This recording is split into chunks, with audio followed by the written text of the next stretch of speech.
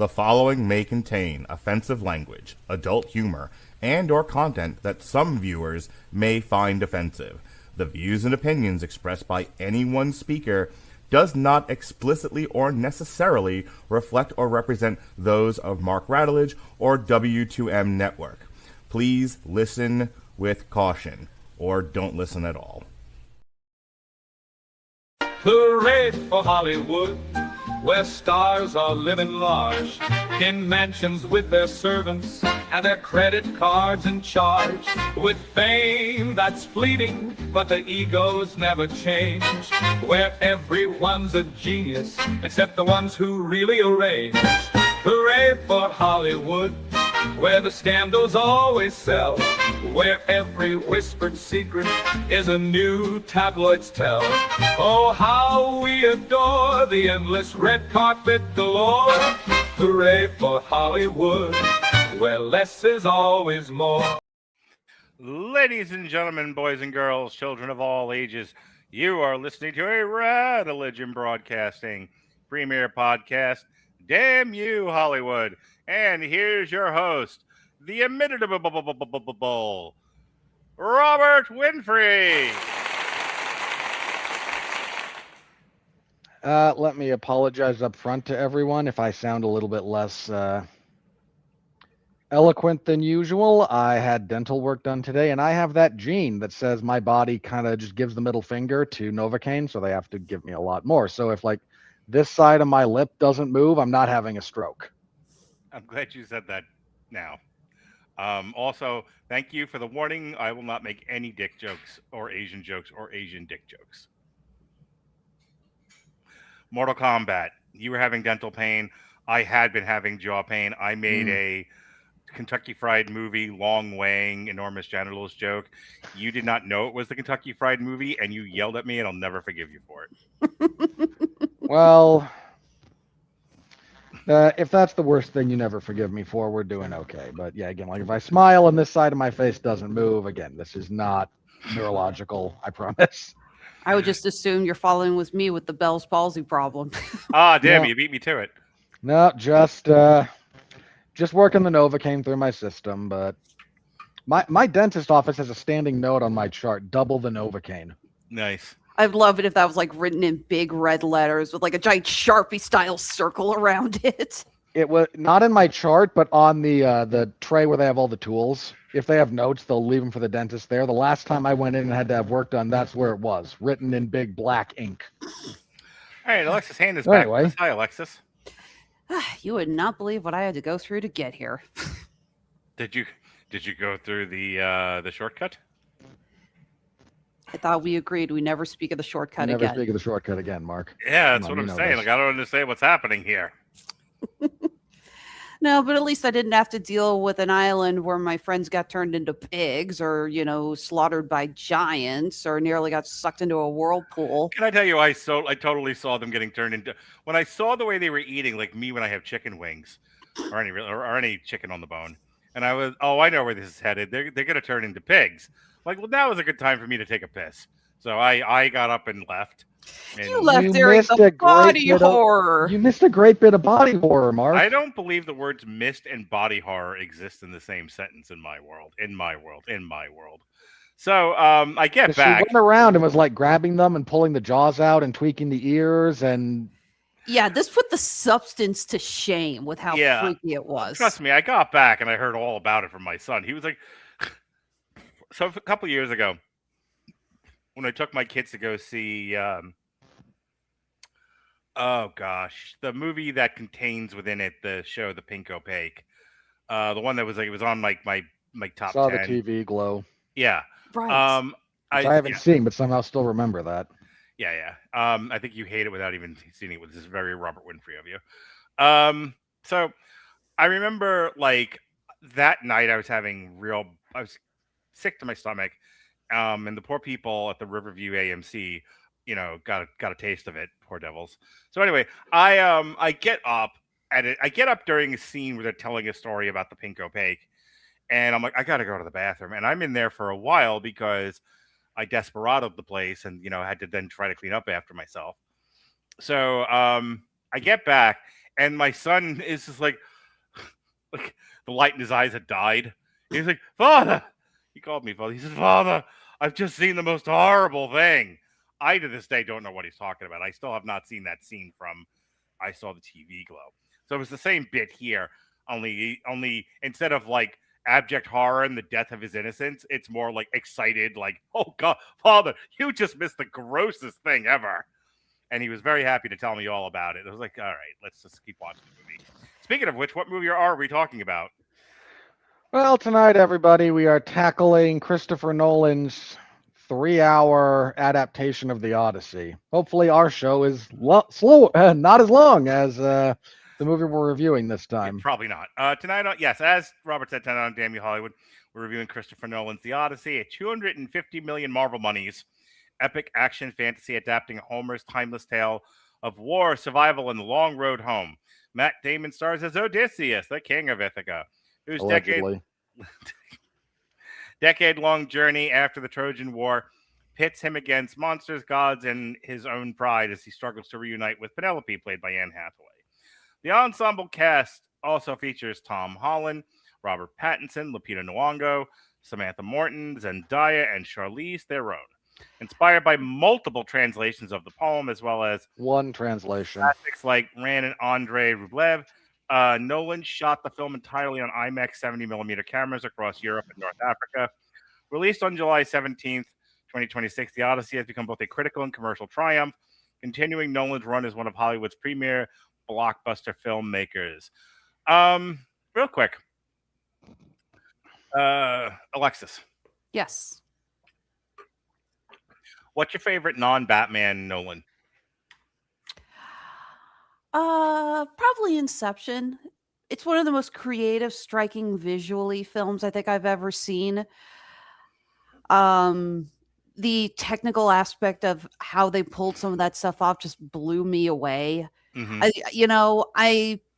I'm always impressed when a director has to really think outside the box to make something work. And has to almost invent new ways for a scene to be done. And Inception is a groundbreaking feature of that. There's so many parts of it where to this day, I still go, how the hell did they do that? Not to mention, I just love the concept, the idea, fully being aware in a dream and being able to go deeper in that dream. I love the casting. They all had amazing chemistry with one another. I love the action sequences. And of course, visually, it was just unbelievable. I mean, I still remember when the Doctor Strange trailer came out, and everyone was like, oh, they're just going Inception on us. And we found out that's the scene when they're in the mirror dimension. So I like to think something that as grandiose as that, and again, the fact that it's an original idea, which is something that we barely ever see anymore in Hollywood. That's one thing I say about Christopher Nolan. You're going to annoy the nerds now.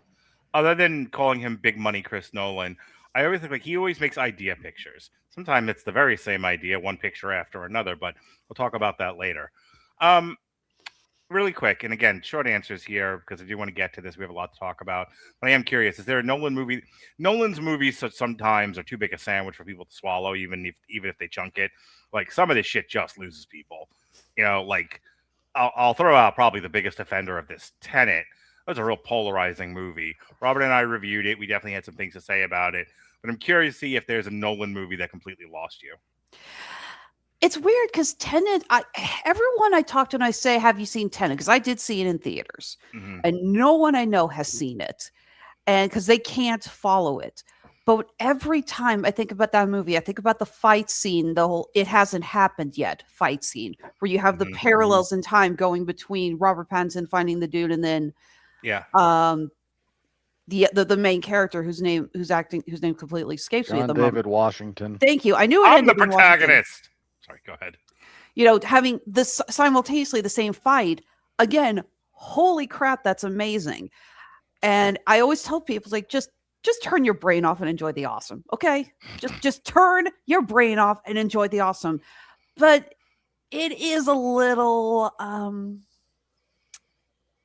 oh my God, what's the word I'm looking for? When someone is very, up their own ass, it's like this, Pretentious. Pretentious. Yeah, it's a little pretentious, I think, for its own good. But it might be his most pretentious movie.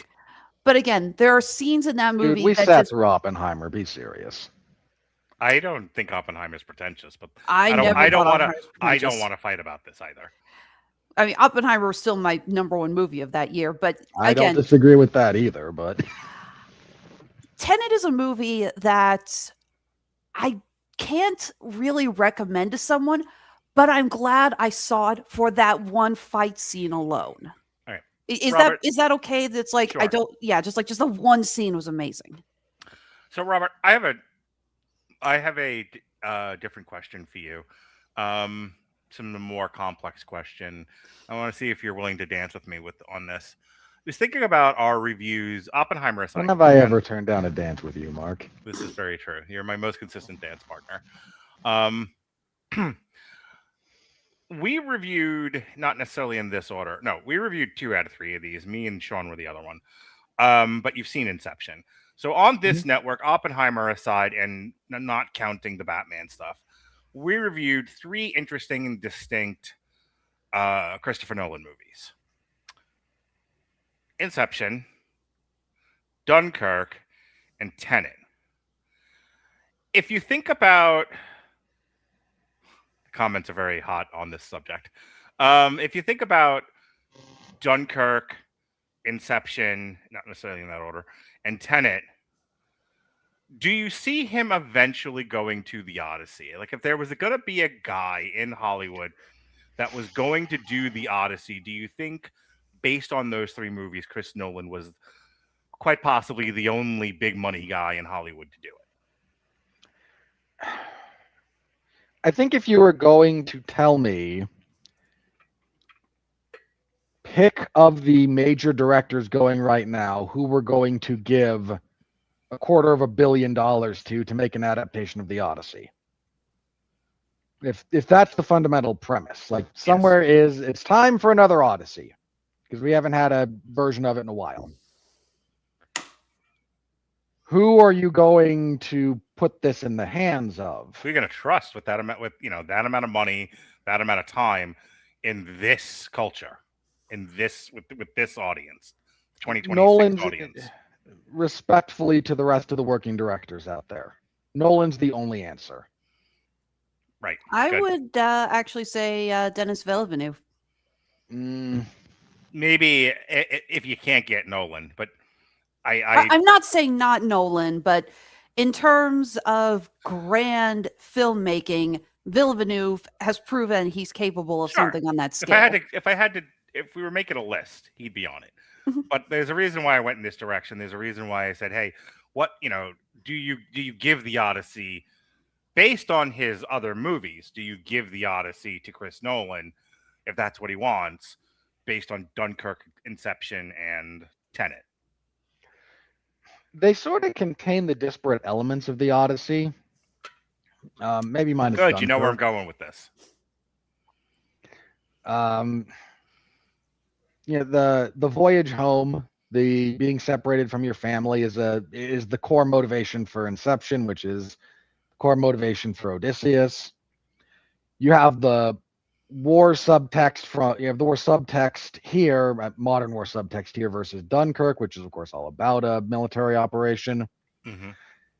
And then Tenet, kind of just for like sheer scale and ambition and just being very willing to throw your balls on the table. I was going to say, speaking of balls, Tenet's it's like almost like the most, other than maybe what they're about to try to accomplish with Doomsday, it's the most balls in the air movie, I've seen in quite some time. Like, there was a lot going on with Tenet.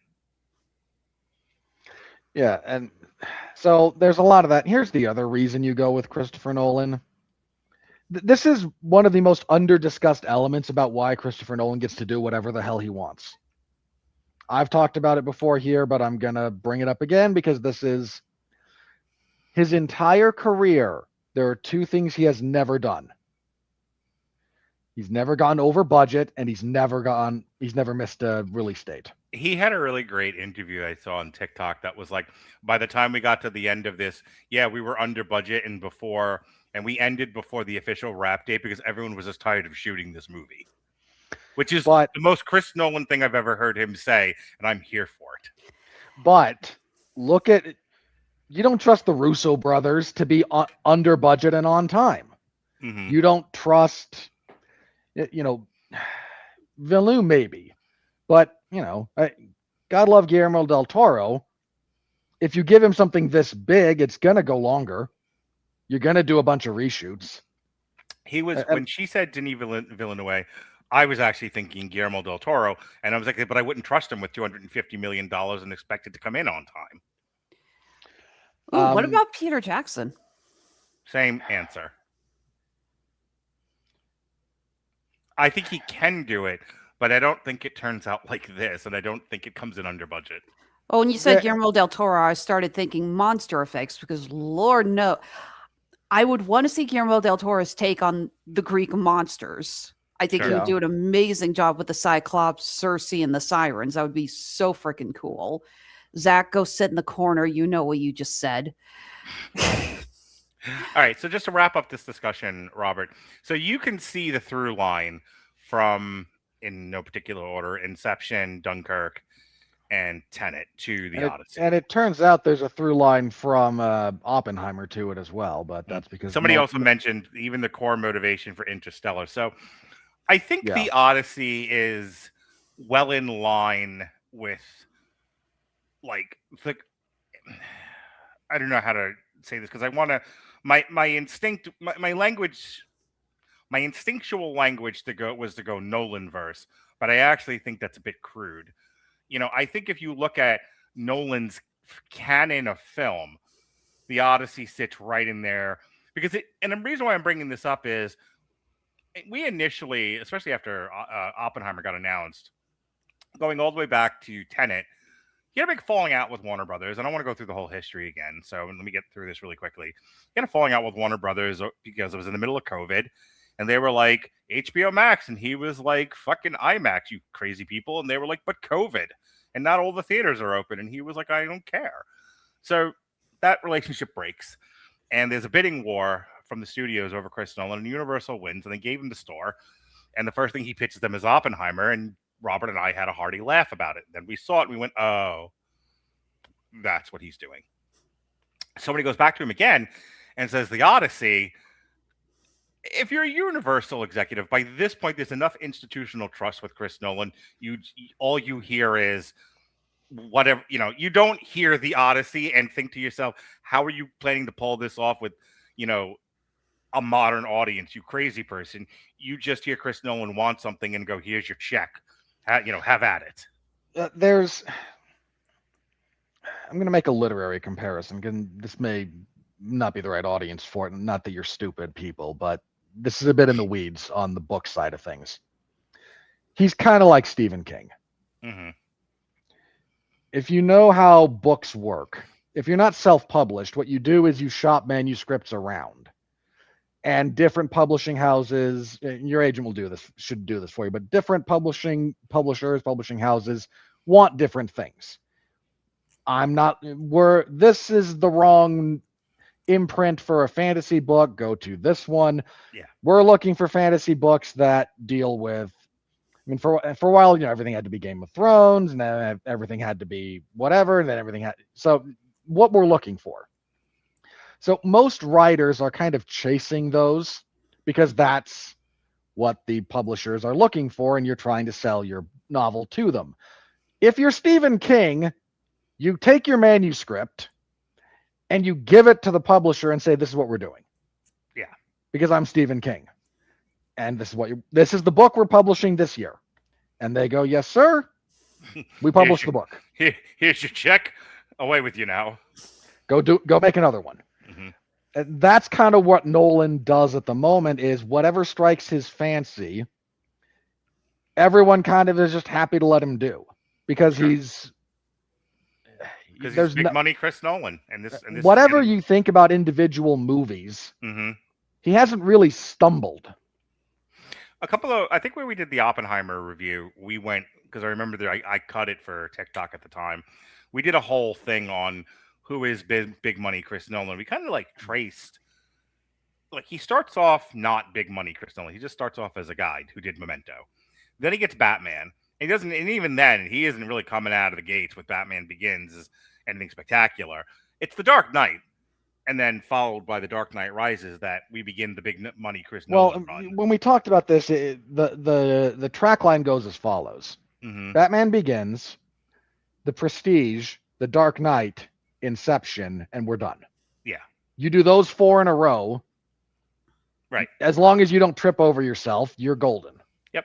And I always forget that he did The Prestige. And the funny thing about Chris Nolan, and we're going to get into the plot such as there is for the Odyssey, is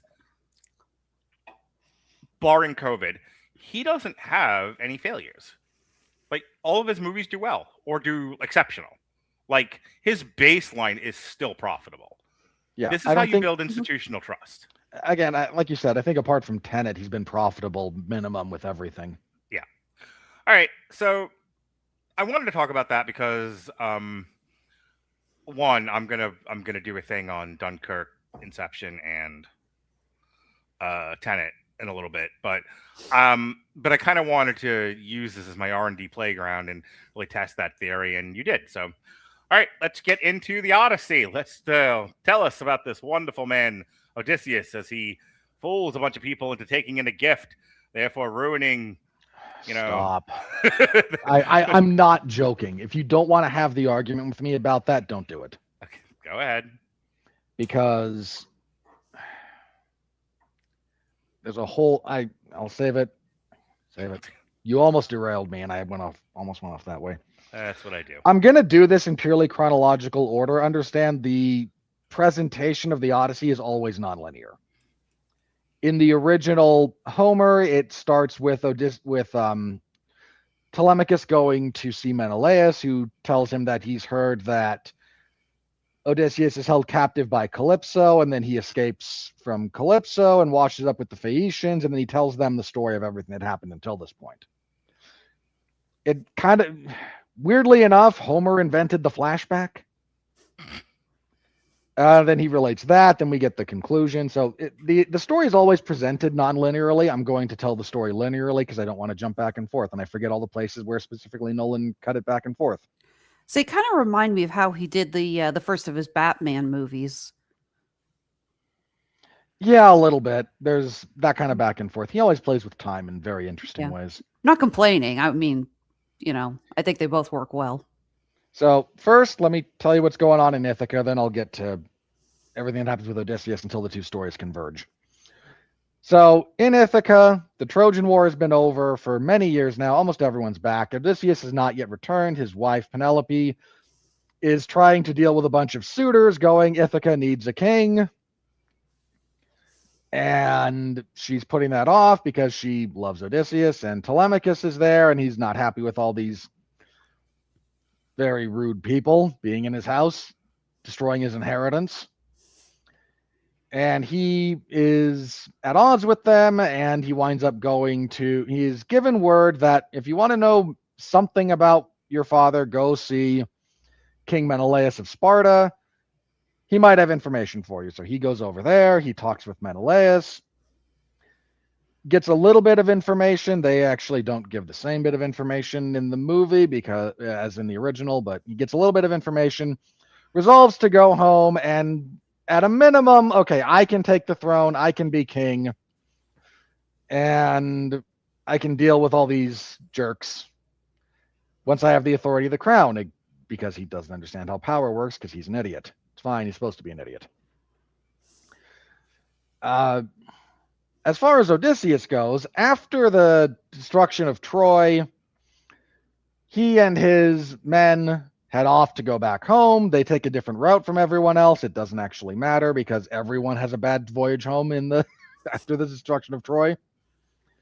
Because the gods are capricious and fickle, and despite Athena and Poseidon throwing their weight behind the Greeks in the Trojan War, as soon as it was over, they went, yes, screw them Greeks, and made everyone's life miserable.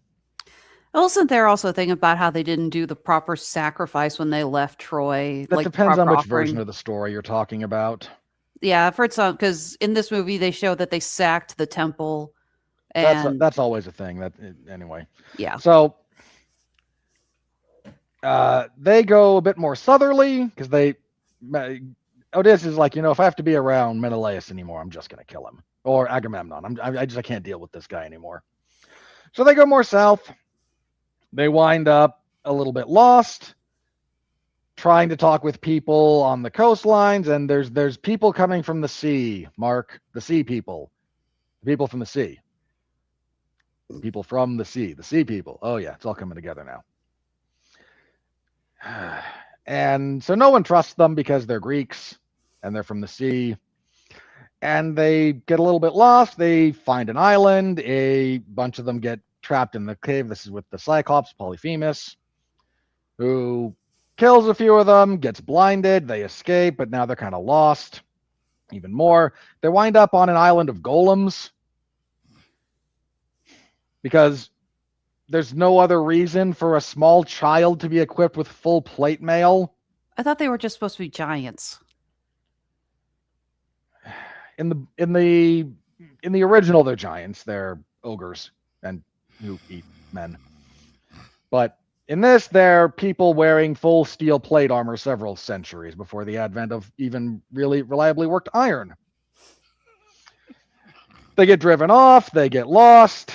They wander around, they find another island, and here they find a nice old woman, sort of old woman, who turns them into pigs. This is where we get Circe, who is a witch straight out of like Robert Eggers instead of the Odyssey. But she gives them advice because she's a witch, and warns him that to go forward, you will have to go to the land of the dead to consult the blind prophet Tiresias, and you might also have to go by, go do that. So they travel to the land of the dead. They talk with the dead, where they get more advice from the blind prophet, who tells them you're going to have to pass by Scylla and Charybdis. And Charybdis is a giant whirlpool that will swallow you all whole. Scylla is a monster of the rocks who will eat 6 of you. Take your pick. And by the way, after that, you're going to wind up near the island where the sun god keeps his cattle. Don't touch the cattle of the sun god. It's a bad idea. But your men are going to do it because I'm a prophet. And then they're all going to die. You're the only one who's going to survive this whole thing, Odysseus. I really hate to break it to you. And Odysseus says, no, I can still save everyone. So they go, they pass by Scylla and Charybdis, and the only scene in this movie that actually has color.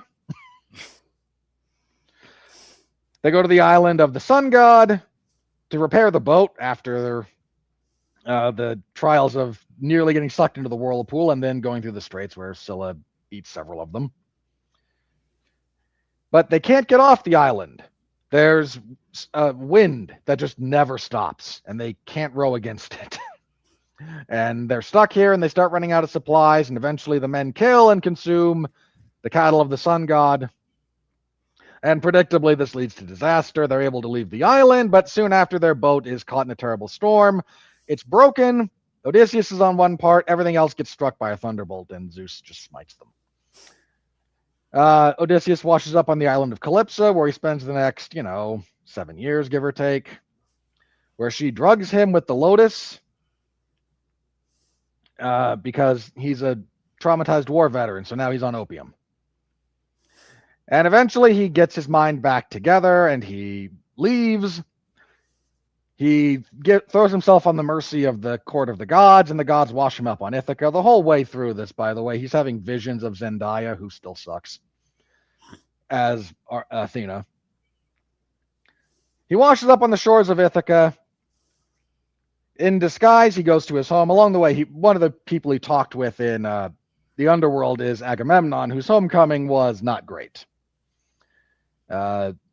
He is murdered by his wife and her lover, that she took during his time at the Trojan War, and then his son kills both of them, and it's a whole thing. Well, that's what you get for sacrificing your daughter so you can win the war.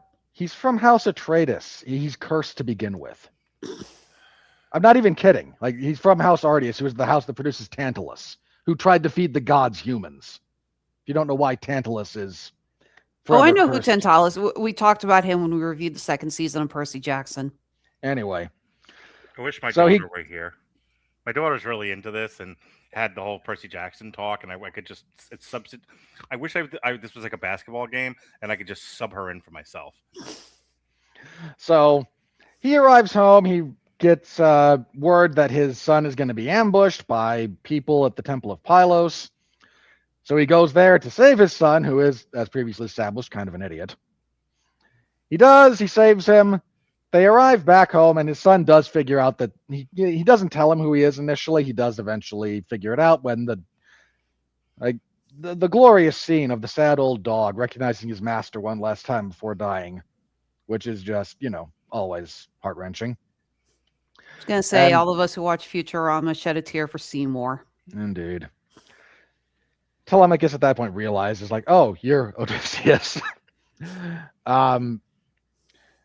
But they devise a plan to finally deal with the suitors, who are, again, they've tried to kill Telemachus. They're all ill-mannered. They're petty. They're, violent, disgraceful human beings. So we get the famous sequence where he shows up. Penelope arrives. He arrives in disguise first. He talks with Penelope a little bit. She kind of figures out that it's him at that point, or at least highly suspects, because Penelope's not a moron. She devises a plan for the suitors. There's also a minor subplot in the rest of this where Penelope's held them at bay by saying, I have to weave a funeral shroud for my father-in-law. And this is a pious thing that's very important, and they're not quite desperate and uncouth enough to violate that particular tradition. But every night she just undoes all the weaving she did before, so she can just go on forever with this. One of her handmaids, the treacherous Mia Goth, who does not get her comeuppance on screen, much to my personal chagrin, tells the suitors, and they say, yeah, this ain't gonna stand. Finish your work legitimately, or we're gonna have problems here, lady. And at the end of all this, she says, okay, look, if I have to choose one of you idiots, I'd like someone who's at least partially the man my husband is. Here's his bow. String it. Repeat a feat of skill and strength that he has done before. String his bow. Shoot it through these axe heads. And whoever can do this, I'll marry you. And none of the suitors can do it because they all suck. And then Odysseus does it. And they all go, oh, crap. It's Odysseus. And he then proceeds to murder the vast majority of them. He doesn't kill all of them in this version, which was a very stupid decision by Nolan, but more on that later. Oh, see, I liked it that a bunch of them just immediately said, oh, no, screw this. I'm out. And they bowed down. It's like, nope, King's back. I am not. I know when I'm beat. So he kills a bunch of them, including Robert Pattinson, who is, as always, a glorious slimeball. I say that with respect for his abilities, because it's not easy to be that slimy. And then he tells his wife, I have finally returned home. Except now we got to leave. Because exile. And we will leave the land to our children. And now, as our age of bronze collapses, they can deal with the fallout. We're going off to Florida to retire happily in a large house. I thought they were going west to be with the elves. And that's it. That's the Odyssey. All right, Alexis, tell us how much you love the movie. I've always been a huge fan of the Odyssey because I'm a crazy huge fan of Greek mythology. So good. You and my sister should go. You and my daughter should go bowling. Fellow big fan of Greek mythology here. So this is the worst review we're going to do this year. Go on. Side note, Robert, props to you for actually getting majority of the name pronunciations right, because I'm still massacring the hell out of them. I do my best. Yeah. So I think the first thing I want to talk about actually is the technical aspect of this film, because this movie is going to sweep the freaking Oscars now. It's this and Project Hail Mary. Oh yeah, but the technical aspect for it is incredible. It's not going to sweep. There's a bunch it will probably win. It'll get a lot of nominations. Oh yeah. They shot on location for several areas. I love that the scene of the underworld was shot. It was apparently shot in Iceland during the that all day light under the midnight sky, which gives it that really unearthly look. And they actually did bury the actors, and they had it on time. It's like, okay, and now jump up so they wouldn't run out of air. So it's like, holy crap, that was done practically, and it was incredible. The music, this is the same composer who did the music for Sinners, and the score for this is incredible. This was I'm going to disagree with you on that when I get to, but this is Ludwig Göransson, right? Yes. Yeah. Want to make sure I got the name right. Yeah. From what I've read, he wrote the score using mostly instruments that would be found in ancient Greece, horns and lyres and things like that. The music that plays when they sack Troy, the way it builds upon itself as they try to get the gates open for the rest of the soldiers, is bone chilling. And I loved it. The scenes of them at the sea, the storm. There's the storm scene after they slaughter the cattle of Helios. You really feel like you are sitting in that storm. The way the lighting is done whenever the lightning crashes, the surround sound of the thunder and the shaking of the boat. Gonna be honest, it gave me a headache just because it was so immersive. It was intense. And I loved it. The acting, I loved all of it. I'm not going to, jump on the apple crate about screaming about how they all spoke with American accents. I don't care. I legit don't. I am not one of those people that say they didn't have a single Greek in this. I really don't care. Okay? Majority of these actors are ones that Nolan has worked with before. We know that our directors love to use the actors that they have good reputations with. Matt Damon, this is Matt Damon's third movie with Nolan after Interstellar and Oppenheimer.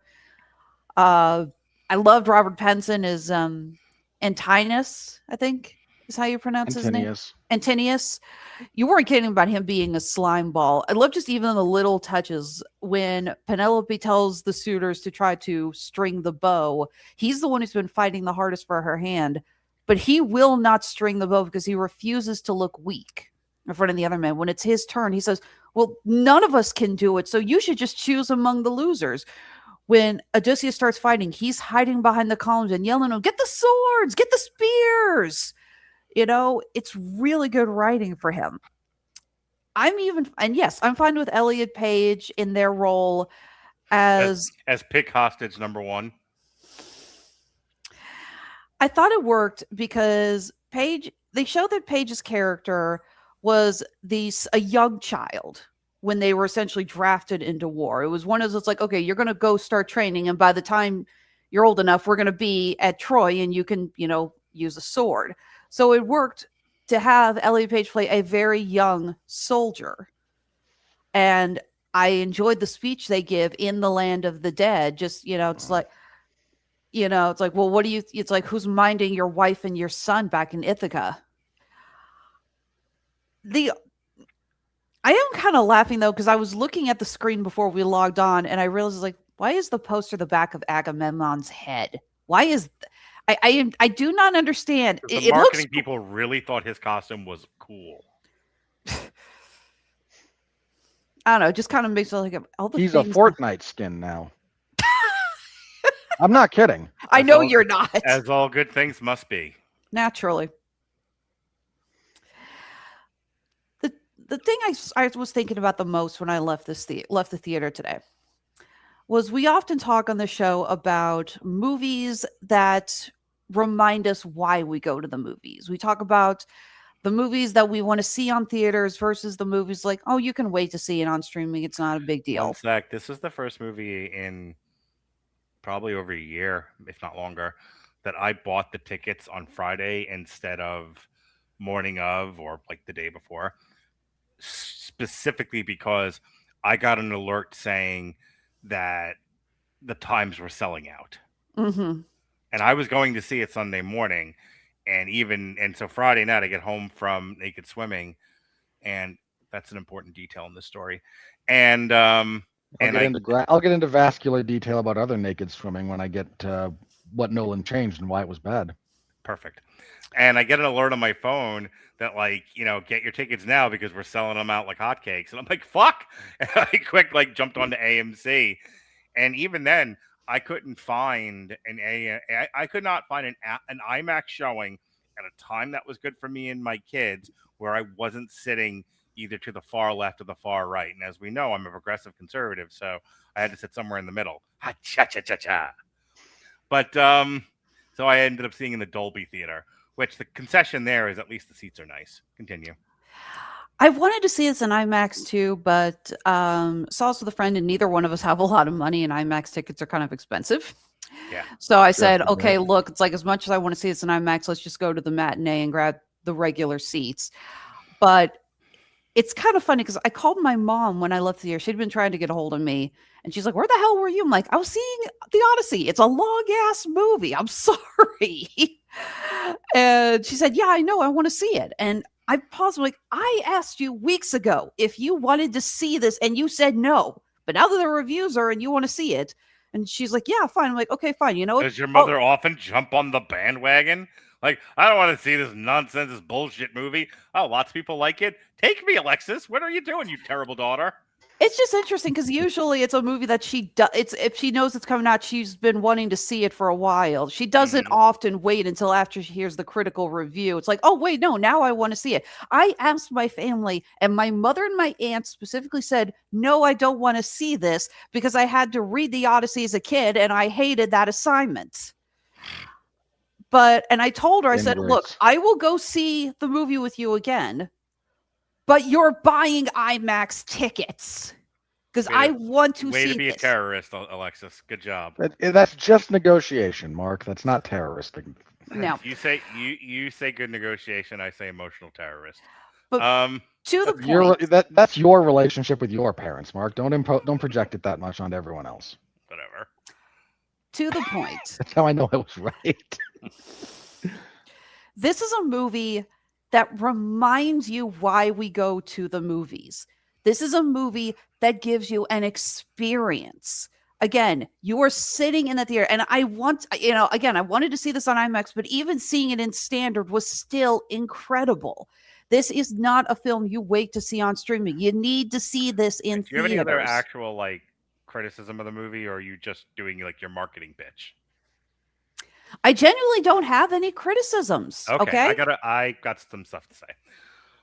One, let me warn everybody ahead of time. I'm looking at the Odyssey. Robert, bite your fist. No different than I look at Lord of the Rings or Game of Thrones. It's a fantasy epic. It's what Chris Nolan wanted to do, and in his world, it's colorblind. I don't know why Chris Nolan wanted to do it this way. Here's my only. Let me say this as not to say you're an idiot. This is for everyone out there because everyone's doing this wrong. Mm-hmm. Don't confuse myth with fiction or fantasy. They are not the same thing. Okay. This is a myth. I am bringing this up because the rest of the world should know under what way I'm reviewing this movie. You and I already had this discussion. So anyway, that's not just for you. That's for everyone who goes. No, I know, but I'd like to get to it. Okay. Chris Nolan decided he wanted to do it this way. Who am I to tell him his vision is wrong? And I don't feel like arguing. Well, in theory, anyone from the cultural heritage that he's messing with has the right to complain about it, right? Wait until it's your turn to get on a soapbox and scream about the same thing everybody else is making YouTube videos about. Anyway,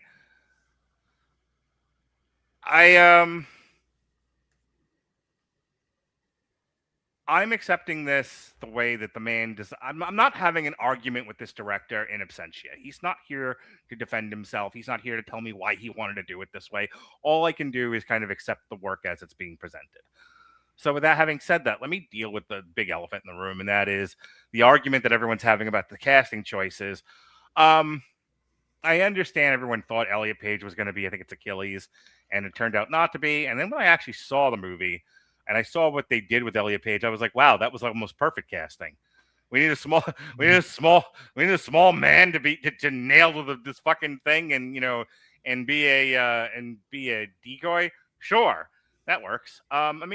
Given Elliot Page when he was Ellen Page, was a good enough actress. And she's as Elliot Page, he is still a good actor.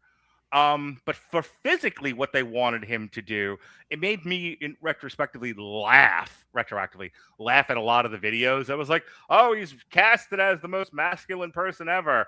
Like, no, he wasn't. Maybe see the movie before you start making your stupid YouTube videos, you disingenuous pricks. Anywho, with that out of my Nope. With that out of the way.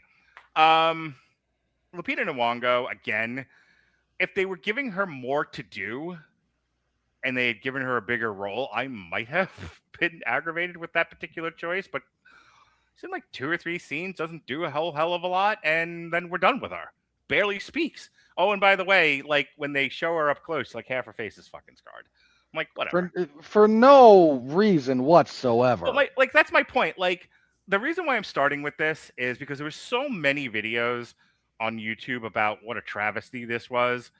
And then I see what Chris Nolan did, and it was like, I know this is never going to happen, and I'm kind of howling at the moon, but maybe watch the movie before you make your dumb videos and complain about something that wasn't worth complaining about. For what they used Elliot Page for what they used Lupita Nyong'o for, those are perfectly adequate casting choices, and I kind of laughed at the Elliot Page stuff. Lupita Nyong'o, I was like, yeah, this is fine. So having said all that, first of all, I like the movie a lot. This is going to be in my top 10 for the year. I think this is going to be nominated for most of the Oscars that it can be nominated for. Mm-hmm. I know Robert's going to yell and scream and kick up dust over this. So, this is going to be one of those where this is Mark Radulich for the defense and the prosecution can go after. When he did Oppenheimer, he was like, well, we have this thing. It got away from us. We allowed it to get away from us. It maybe didn't get away from us. We actively used it, and we killed a lot of people. And the bit there at the end, I kind of like, the reflection on the use of the Trojan horse. And so I was joking about it in the beginning, but I apparently twisted Robert's nipple incidentally, as I always do. So whatever. I'll take my lickings when it comes. But I liked the idea of this was a gift. It was actually a ruse, and we're worse off for it. That was it.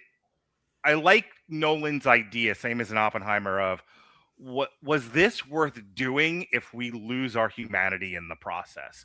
The whole sack of Troy and Odysseus's reflection on man's inhumanity to man, I really liked. I liked that Nolan is using the Odyssey to kind of talk about that sort of thing. War is hell, and what we do in war is inhumane when it's done. People might not know that because we haven't done a war in quite some time. Do a lot of police actions, but not a lot of wars.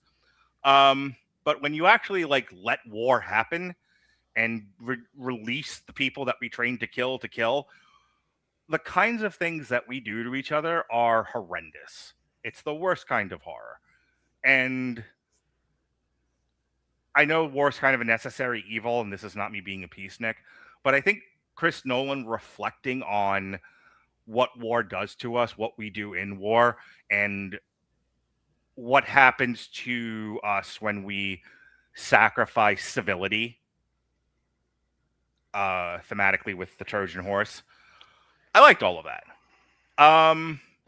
I like the stuff inside the Trojan horse where they were talking about. Oh, we were in there for a while, and there was piss and shit everywhere, and I was like, "Oh, that's fun." Well, didn't they say 2 of the men drowned on the first day when the water came in? Everyone's crying. It's like, "Oh, why does Chris Nolan have to make everything gritty?" And I was like, "Oh, I like the attention to detail there."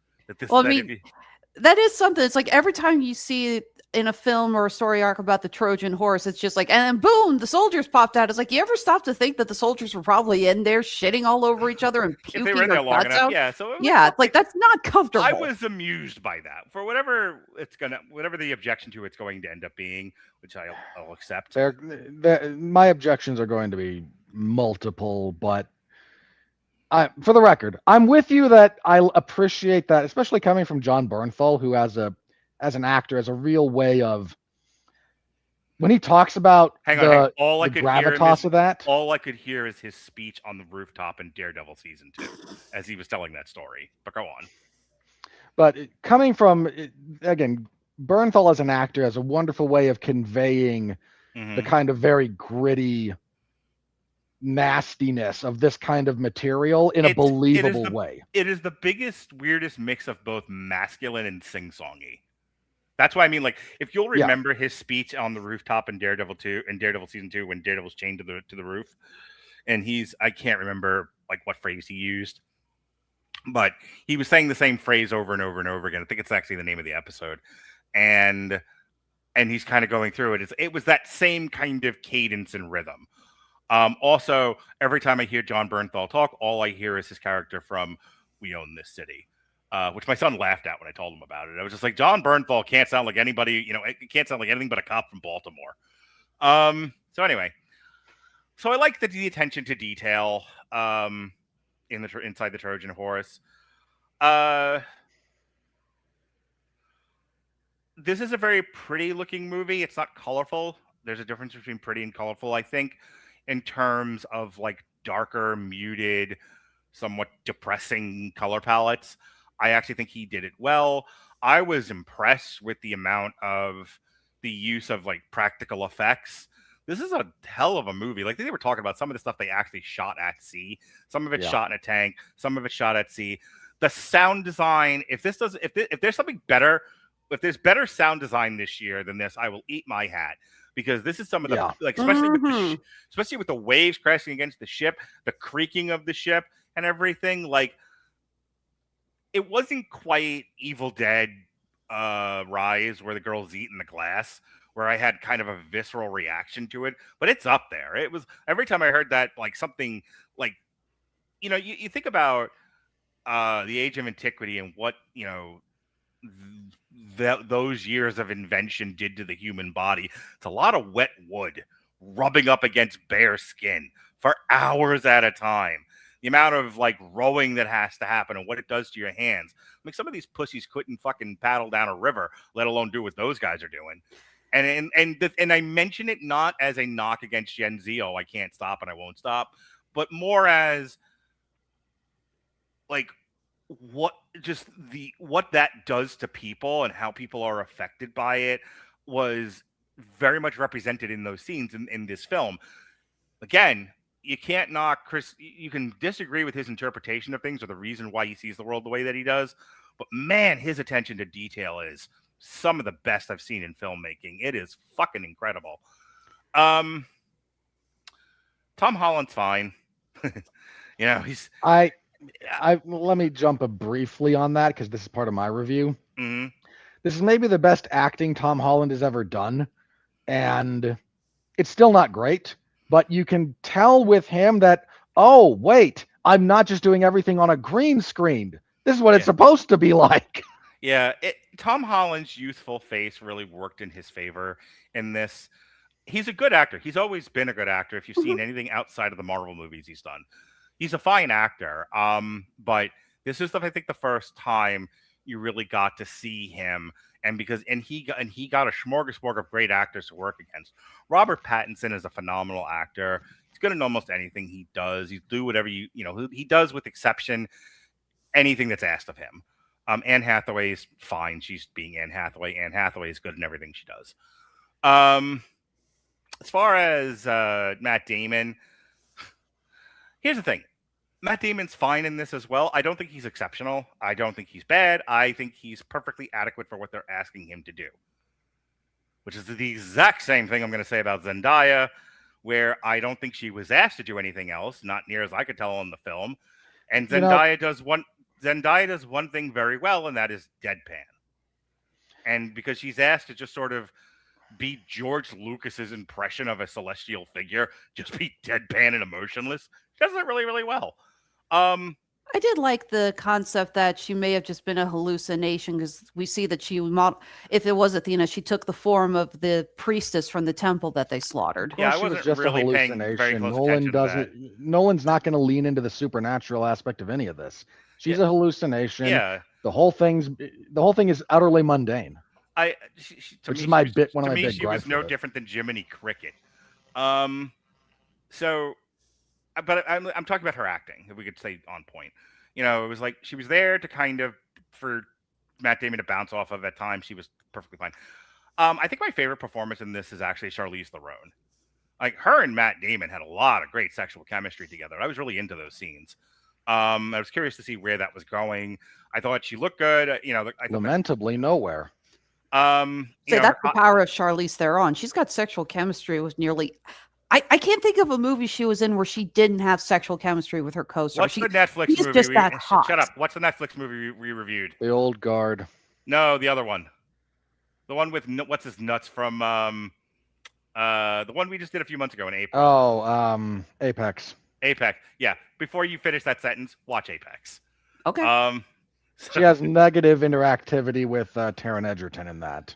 Yeah, it was. I would also argue she has no sexual chemistry with Mark Wahlberg from The Italian Job, but it's been a while since I've reviewed that one. But yeah, she has great sexual chemistry with Matt Damon. I really enjoyed their scenes. And we're going to talk about this because it made me laugh, because this was another thing where the angry white boys on YouTube were making videos about it, and people were complaining. And then when I saw it in context, I was like, I hate this world and everyone in it. So if you see the commercial, Matt Damon is yelling, "Let's go," and it looks like he's leading an army. And people were like, why are we using like Fortnite language? All right, I'm not a gamer. It didn't really reach me that way, but that's what everyone's telling me. And I'm just like, okay, I guess we're doing modern parlance, and he's yelling, "Let's go," because that's what stupid boys do now. Cool, whatever. Then I watched the scene, and he's there, and he's talking to the undead, and then the undead are impatient with him, and now he's being chased by zombies a la Scooby-Doo, and then screams out, "Let's go!" And I bursted out laughing in the theater, because it suddenly occurred to me he's yelling, "Let's go, get the fuck on the ship, run, zombies are chasing me." And I laughed my ass off, and they changed the meaning of it. And golly, I wish people would watch films before they criticize them, instead of it. I would watch films first and then criticize them, instead of the other way around. When your marketing team decides all it wants to do is court controversy, that's all you're going to get. It made me laugh, and again, I'll say it again, watch the movie, then criticize, not the other way around. So that, I thought it was funny, and I was okay with "Let's go" once I realized what was happening in that scene. Also, I think still should have used a better phrase, but I don't know, Robert. You ever been chased by zombies? Sometimes you're not thinking about your politics. They're military people. Retreat. Again, I don't know. How many zombie armies has he fought in his time? It is such a mundane factor that's like, he ran because the dead, but there was like a fuck ton of soldiers who said, "You haven't paid respects to us when we died because, we were eaten by cyclopses or giants." He's running from zombies, and he's like, "Get on the ship, let's go, go, go." Again, I'm just saying, there's plenty of ways you could have avoided the entire controversy. Sounded like me when I was trying to get my family out the door on a vacation. Let's go, get your shoes on. So anyway, I thought it was fine. The last thing I'm going to say, I make a lot of AI music. It tends to annoy people, and then I get criticisms for it because it's like, "Oh, well, you use the computer to do art. You're a shitty person." Okay, except it's a guy named Jerris Johnson, I think his name is, and he does a song called "Da Bang, Da Bang, Da Bang." And the chorus is, "Here comes da bang, da bang, da bang," which is only slightly stupider than "Ba with the ba, da dang, diggy." And that's a human. And I'm not, and so all I could think to myself, where am I going with this? All I could think to myself was when Matt Damon kills all the suitors, or almost all the suitors in the castle, all I could think about was what would have made me laugh is if they had said it to, "Here comes the bang, da bang, da bang." Just a rocking good time as he's slaughtering guys. I understand it would have broken immersion, but considering everything else that happens in this movie, why the fuck not? In any case, it was fun to watch him go all Kill Bill in there. As one man fights an army of people. It would have been if it was properly choreographed and actually had weight to it. But, for what it was, I thought it was okay. Overall, is it my favorite Nolan? Not really. I think it's good. I was on the edge of my seat the whole time. I didn't want to run to the bathroom at all, except for when I did, because I didn't want to watch the guys turn into pigs, because I knew it was going to be gross. I gotta say, add this. In interviews, Nolan has said the next film he wants to make is a horror movie. Mm-hmm. And between the scene with Cersei and the scene with the Cyclops, he is like, "Yes, you will have the chops. Go ahead." Watch him do Metamorphosis. So anyway, the overall, and I'll pass it over to Robert. I think it's a well-made movie. I think it's up there with Oppenheimer. I think Chris Nolan is the best working director we've got that you can count on to make a movie that people actually want to go see in theaters. All right, and now Robert, we're in for the prosecution. Robert? Let me start with the positive. Again, Tom Holland does some of the better work he's done in a long time here because, again, he's actually told to act. Robert Pattinson is still a glorious slime ball, and Hathaway is good. Matt Damon is generally acceptable. A couple of scenes made me roll my eyes, and then there's a couple that he's actually very good in. So he's a little bit up and down, but as the lead of the movie, he does a fine enough job. The Rainbow Coalition of his boat is iffy as far as acting goes. The guy he's always interacting with, I think, doesn't do a great job. Fella? Yeah. What don't you like about him? Because he seemed adequate. If you're supposed to be like, there's a few different times when he's supposed to feel serious remorse for what's going on, and he's just kind of a blank slate. Okay. There's that entire group also. I don't know where they fell down on this, but there's a handful of scenes where that crew is supposed to be like really, really desperate, and none of the emotional desperation comes across from them. You know, they come across as mildly annoyed. I don't know if it's like this in the poem or not. I don't remember. Again, it's been years, but I think more interactions with the guys on the boat to where you kind of like Dunkirk, where there's guys on the boat, you get to know the guys on the boat, so when stuff happens to them, you have an emotional attachment, other than Stormtrooper number 3 has been eaten by rock monster. Now, Odysseus did decide to sail with a lot of red shirts. Yeah, there's that. So the supporting crew, literally the supporting crew on the boat, I think kind of dropped the ball a bit. Zendaya, I still think is not very good.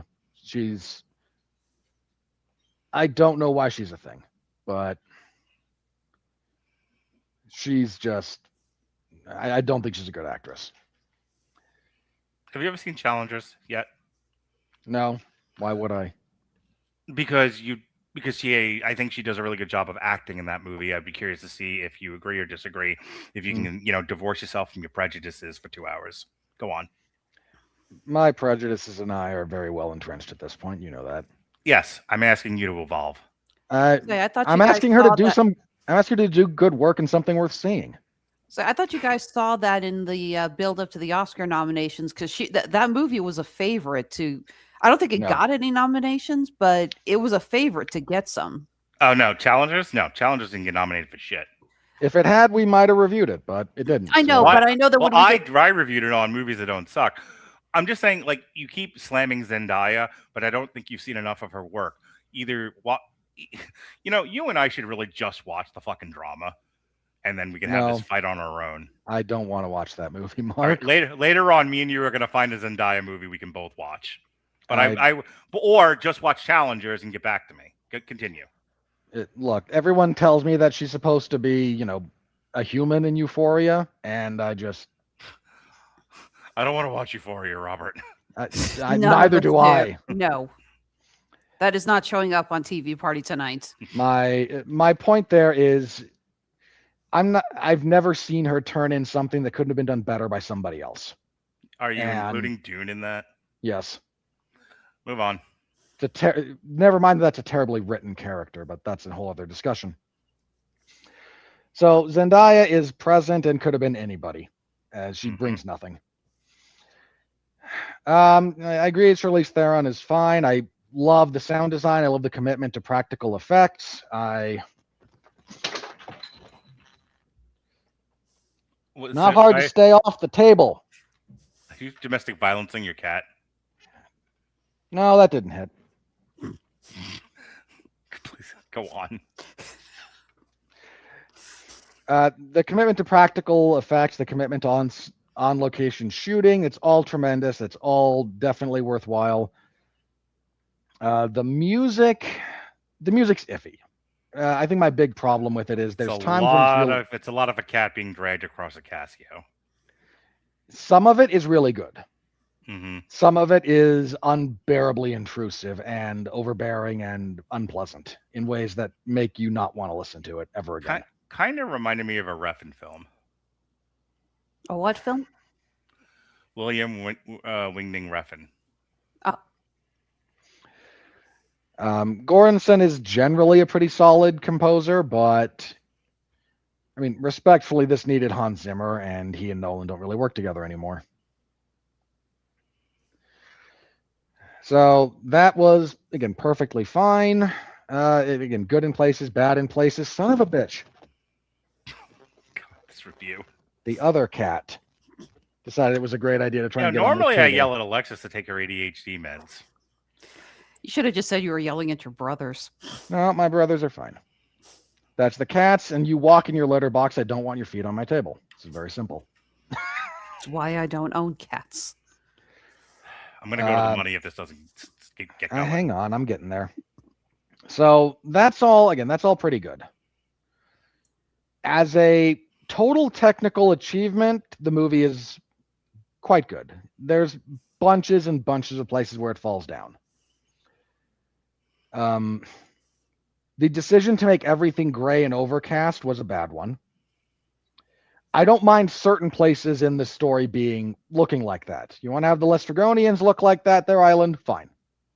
Whatever. Cersei's island still looking flat and kind of monotone was a bad call.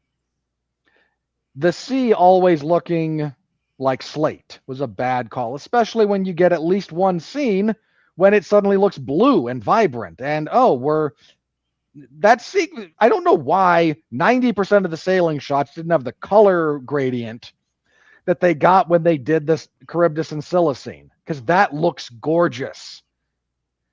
Like suddenly, again, the water's blue and vibrant and it pops, and then nowhere else in the movie. Literally nowhere else in the movie. What did you think about the design of Scylla? I've heard some people complain because Scylla in a lot of iterations is like supposed to be a woman with giant wolves attached to her back. In this version, I think I actually said Attack of the Giant Gooseneck Barnacles. I've seen that. I've seen other versions do Scylla as like a 7-headed dragon. Like there's a lot of different iterations of that. I was fine with turning it into a mollusk. It's a monster. I don't care that much. That's not a hill worth dying on if you disagree. Like there's other ways to do it, but this was fine. The Land of the Dead stuff looks fine. It's got kind of a, haunted look. That's good. The costuming in this movie falls flat on its ass multiple times. Are you saying that because it breaks the immersion of the time period, or are you saying for another reason? Because all of this kind of just looked like random Fantasyland costuming. Which, one, I disagree with on a fundamental level to begin with, but two, No shit. Hang on, but two, when your outfits for the Trojans just look straight up worse than Wolfgang Petersen's Troy, you've got a problem. That was the most generic Temu-ass costuming I've seen. I will give you this. There were parts of it where I looked like, did they just 3D print those? The scene where Menelaus and Telemachus are hunting, they're wearing hoodies.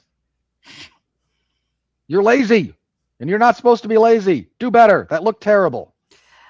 The biggest complaint I've actually heard was about the ships, because apparently Nolan actually used Viking launch ships for this, and everyone's like, in what universe would... But that's why I don't understand why Robert's about to yell and scream at me, because it's like, if Nolan's not going to make a visibly coherent film in antiquity, why should I criticize that? Why should hang on. Why should I ask anything else of the movie? This was all an amalgamation of fantasy fuck all.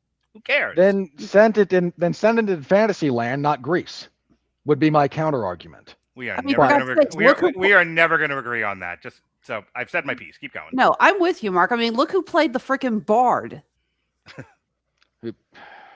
Who also should have died at the end, but that's a... So, hang on. I don't care that much about the boat. Yes, it's a Viking longship, not what we know to be at that point, it's a little bit too much like, oh no, they're wearing scale mail when they should have been wearing chain mail. Like, I'm willing to go with you. I'm willing to meet you on some of this.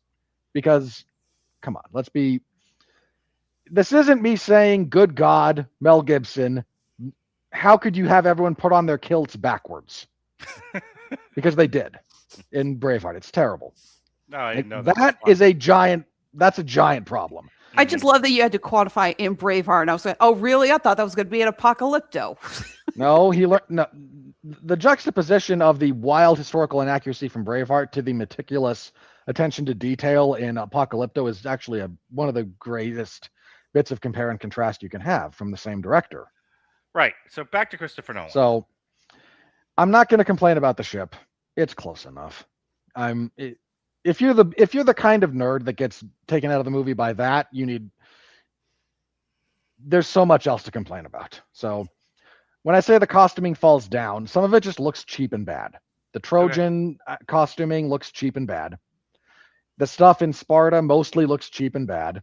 On a scale of the worst being the spirits people in Snow White, where is it on the scale for you? The problem is some of it's good, but you're gonna get me into some of this as my other complaints. I just want you to say on the number line where you think it is. I don't know. On average, 5. Okay. The problem is there's a giant chunk of it that's negative 50. Okay. So wait, are you saying that the highest any other part of it is 5, or are you saying that there are some parts that are better than 5? He's saying on average it's a 5. Yeah, that's what I'm saying. It's like I want to know where the highs and the lows are. If there's a negative 50. Okay. The lows, again, the stuff with Telemachus and Menelaus in Sparta looks terrible. The armor that Menelaus is supposed to be wearing in the final the final bit is comical. It's very clearly rubber. The way it moves is not leather, and it just looks really, really dumb. Anne Hathaway's mostly is okay. I still really struggle with, again, this is a costuming thing I'm critiquing. I don't know what the hell you were doing with the Lestrygonians. I don't know why your interpretation of, the land of giants is, Brian Shaw in full plate mail. It's just, I don't know what we're doing here. And making what was part of what was different about them be a metallurgical superiority was just a stupid decision. Why? Because it does beg the question, well, so wait, has this entire culture evolved completely in isolation, advanced multiple centuries worth of technology further, never interacted with anyone, and no one else has ever even survived to say, boy, they had this stuff that was so much better than bronze? I mean, hang on. Whoa, stop. So there are some arguments from historians and scholars that say that some cultures in isolation, going way far back in antiquity, did advance further than others. I remember reading somewhere that they were I think it's either had Pompeii or Vesuvius not gone up, we'd have had space flight by the time of Columbus.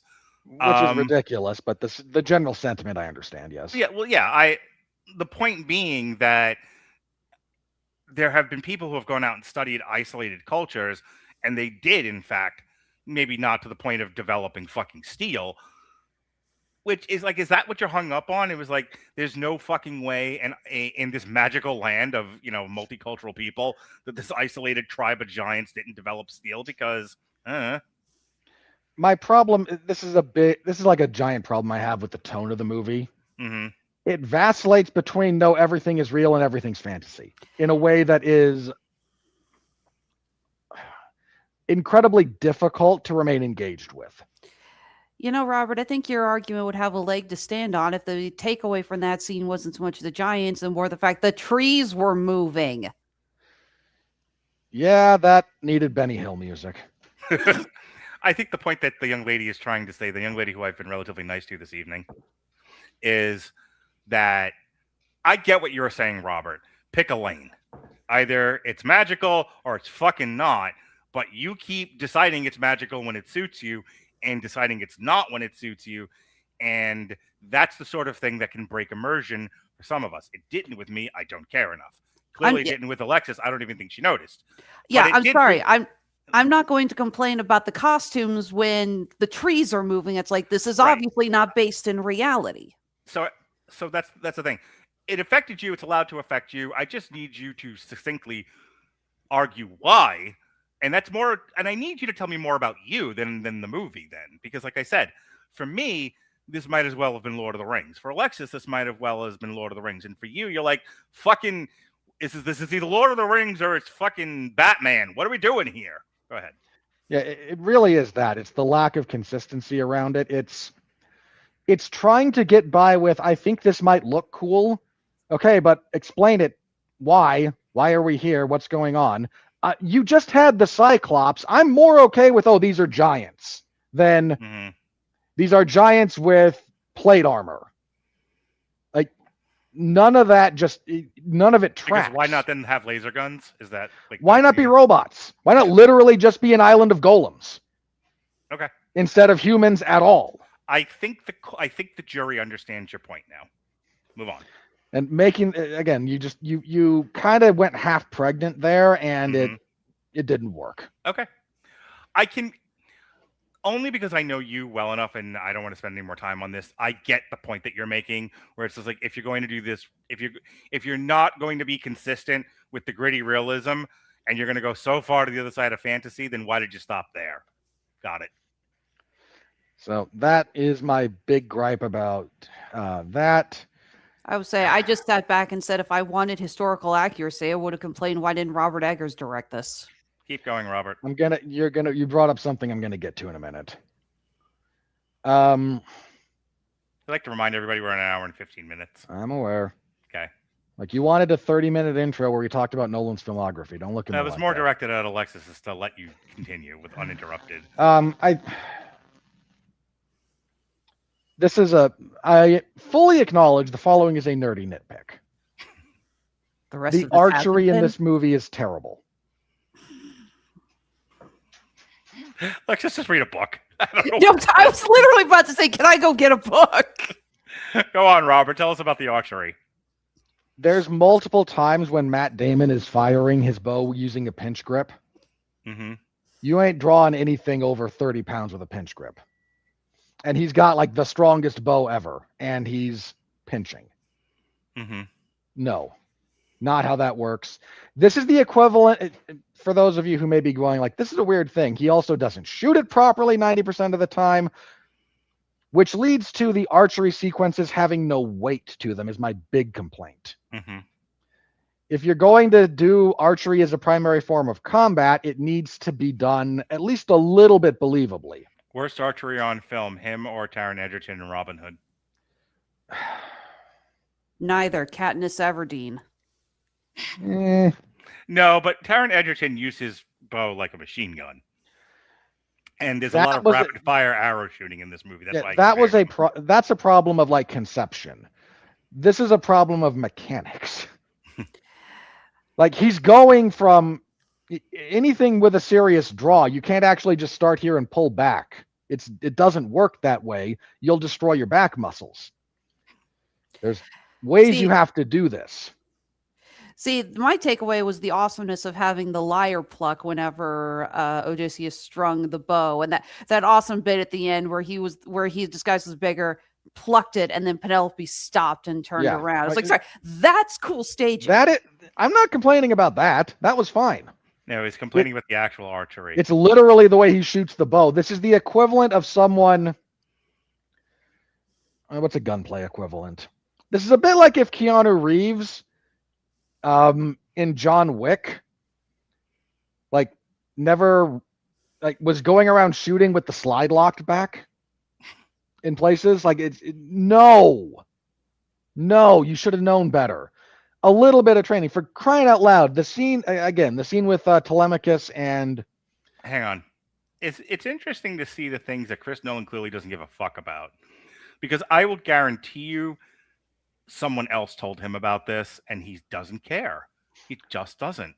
Well, I freely acknowledge, for the most part, this doesn't matter. I go back to what Zack Snyder said about the choreography in 300. It looks cool on camera. Shut up. It's kind of my impression of Chris Nolan. My problem is I don't think this looks cool. If it had had a lot of like visual flair to it, I could maybe grit my teeth and bear it. But your big final scene when he's killing all the suitors, he's going to like a quarter draw, and he may as well have a Nerf bow. Like with just like the arrows have the velocity the script demands, not that physics would demand, and I can't bridge the gap here because you've not met me even close to halfway on this. Okay, next. So that's an enormous problem.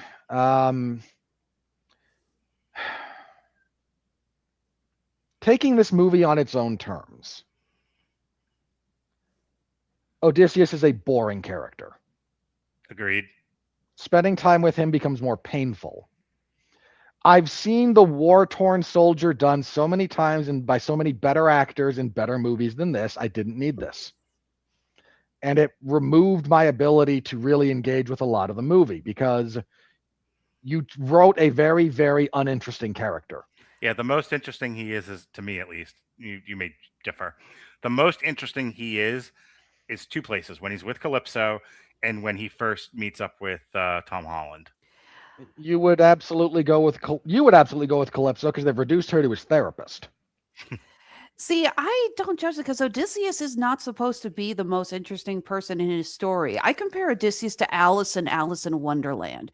The story is not about Odysseus. It is the story about everything that happens around Odysseus. The most interesting characters in the Odyssey are the monsters and the gods and just all of the elements that he encounters along his way. So again, you wrote a boring character, and I think, again, taking the movie on its own terms, before I talk about why this is a failure of adaptation, because you wrote a flat, mostly uninteresting character who's just another PTSD-riddled war veteran, like we haven't seen that a million times, thematically then you try to marry this with we were the sea people the whole time. Like, come on. Like, I mean this. You be serious. My biggest complaint with this movie, structurally and narratively, is the ending. I hated the ending. I absolutely hated I'm back, but now I must go into exile with my wife. We will sail off into the sunset, and this is the conclusion of the Odyssey. I just about threw a chair, which would have taken some effort because they're all bolted to the floor. I hated the ending. I genuinely hated if you're going to do if your only thematic bit for the Odyssey becomes, oh, I could have gone home any time, but I was too traumatized and drug-addled. You have made a very uninteresting story at its core. So what are you going to do if this wins Best Picture over Project Hail Mary? Uninteresting movies have won Best Picture before. I don't care that much. The Oscars have lost almost everything. Didn't Sinners win it last year, and you still only one battle after another one. Oh, even better example of what I'm about to say.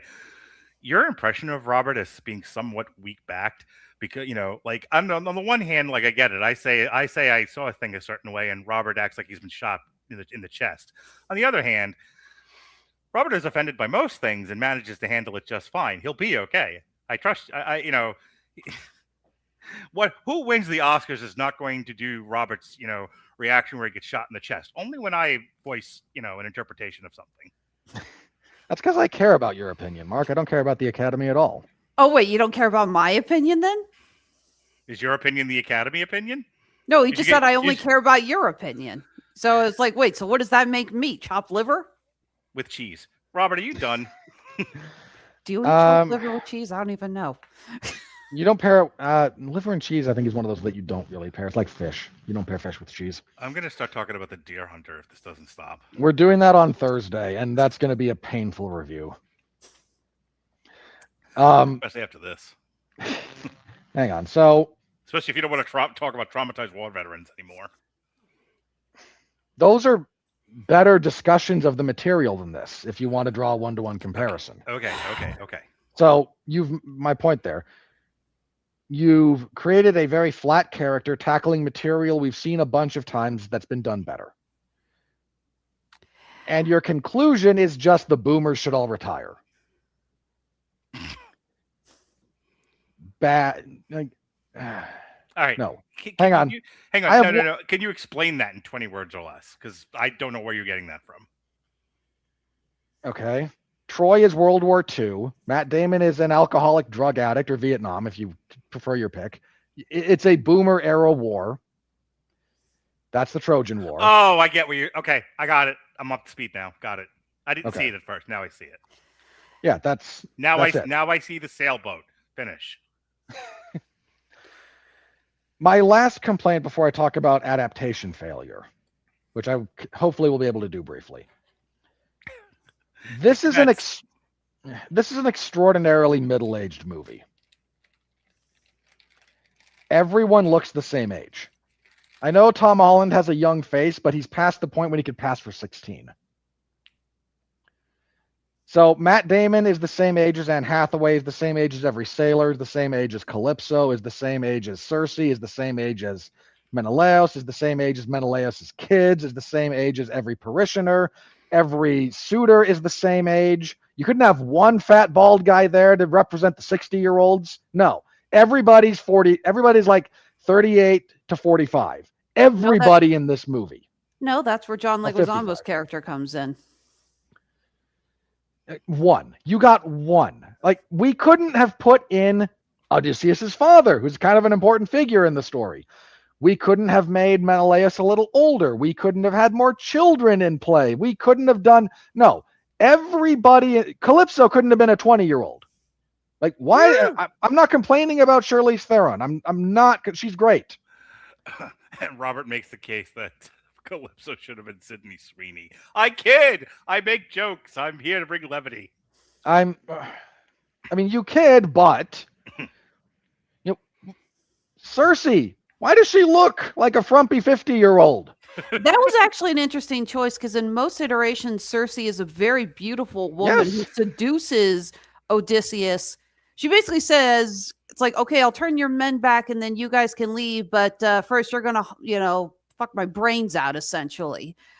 Yeah, they spend about a year there in the poem. Were you say you were going to give me the hard one? Is that what that was going? You were going to say something else there, then you edited yourself. What were you going to say, Alexis? What sexy thing were you going to say? No, I was actually trying to come up with something more funny, sexy, and then I just said, screw it. I'm just going to say, fuck your brains out. I wanted to know what way you were going. I couldn't give me the hog, give me the hard one. There was an H in there.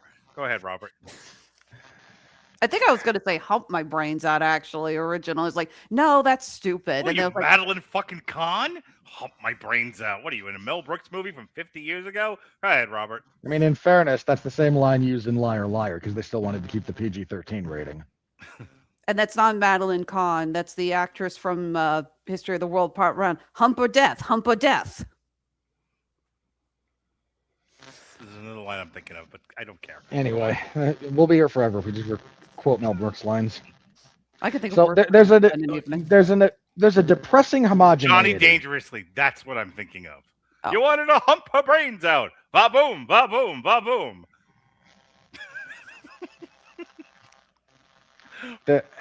So, point being, you've created a movie where everyone looks about the same age, and it's depressingly monotone. Again, the one old guy you got here is John Leguizamo being aged up, the flaming hypocrite.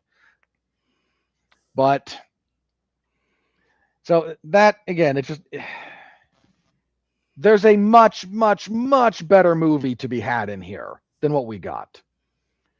Was my big impression coming out of it. That said, what we got is still good. This is not a bad movie. I go last because I don't mind letting everyone say the positive stuff, so then I air my grievances. As an adaptation of source material, which is a separate grade from taking the movie on its own terms, there's a bunch of choices made here by Nolan and company that I fundamentally don't agree with, and I think the movie is worse for them. First of all, the decision to go, oh no, To beat Troy, we violated the sacred law of the gods. I understand what Nolan is trying to do thematically. That's why I didn't bring it up when I was taking the movie on its own terms. Taken as if even a 7th grader who has done their mythology courses could tell you that's not a violation of Zeus's law. Zeus's law was violated by Paris when he stole Helen. That's why the gods sanctioned the destruction of Troy. Paris was a guest in the house of Menelaus and he stole his wife. This is the impetus, famously the impetus for the whole Trojan War, was the violation of hospitality. You decided to abandon the actual precedent for the war in question because you wanted to self-flagellate about the nature of war. Piss off. You misunderstand the Iliad, means you misunderstand the Odyssey, means you arrive at a bad conclusion. It's a bad understanding of adaptation. It's a bad choice. It's a fundamentally bad choice. So, Second, Mark, what did you think of the Doomsday trailer? Shut up, Alexis. Go on, Robert. Second, deciding to remove Achilles from the land of the dead is a categorical mistake. Even within the story Nolan is telling, it's a mistake. Because of what Achilles says to him there and what it's supposed to represent. Instead of a moving sentiment, we get flagellation about draft dodging. Piss off. For those of you who don't know what I'm talking about. Can I famously raise an objection here? Please. In the great history of movie making and novel writing and whatnot, hasn't there been, don't ask me to name an example of this, and you kind of know it's generally not specifically, people using things to make a different point than what the original author's intent was, which is what he's doing here. I hear your whole argument, but he's clearly not doing a literal interpretation. He's using a piece of antiquity to make a modern point. More on that in a second. No, what he's doing fundamentally is not without precedent. I'm saying, as a general rule, I think it's bad form, and you have to handle it delicately, and I don't think he does. That's fair. So, Achilles, to get to my point about taking Achilles out of the land of the dead. Achilles, famously, is given the choice early in life. You can either die young, but do such great deeds that you'll be remembered forever. Or you can live to a ripe old age, live an unremarkable life, and die contentedly and peacefully. Odysseus talks Achilles into going to Troy, by the way, if you don't know the actual gathering of the Greek heroes. Achilles' mother, because Achilles is 15 at the start of the Trojan War, tries to hide him. And Odysseus is the one who flushes him out, and when he talks with him, Odysseus sells him on glory. So there's a little bit of guilt there, small amount. Achilles famously dies young at the Trojan War, at the walls of Troy. And that was the choice he made. And in the land of the dead, when Achilles talks with Odysseus, Odysseus gives him glory and says, "They were already singing songs about you. You will live forever. You know this. It's been prophesied." And Achilles tells him, "I would give up everything to go back and be a servant. Being a servant to a poor farmer is better than being prince of all the dead. What you are doing is noble. Your goal of life is noble. Being alive, savoring it, is better than dying young." It is an important thematic difference between the Iliad and the Odyssey, and it allows one of the great heroes of mythology to have lived the life he wanted to, died young, and to then, from the other side of that result, come back to you with a new perspective. You cut the guts out of that when it actually does service the story you're trying to tell about coming home from war. Foolish and stupid. You also completely neutered the character of Odysseus. You have robbed him of anything interesting about him. Odysseus is Yes, a war veteran.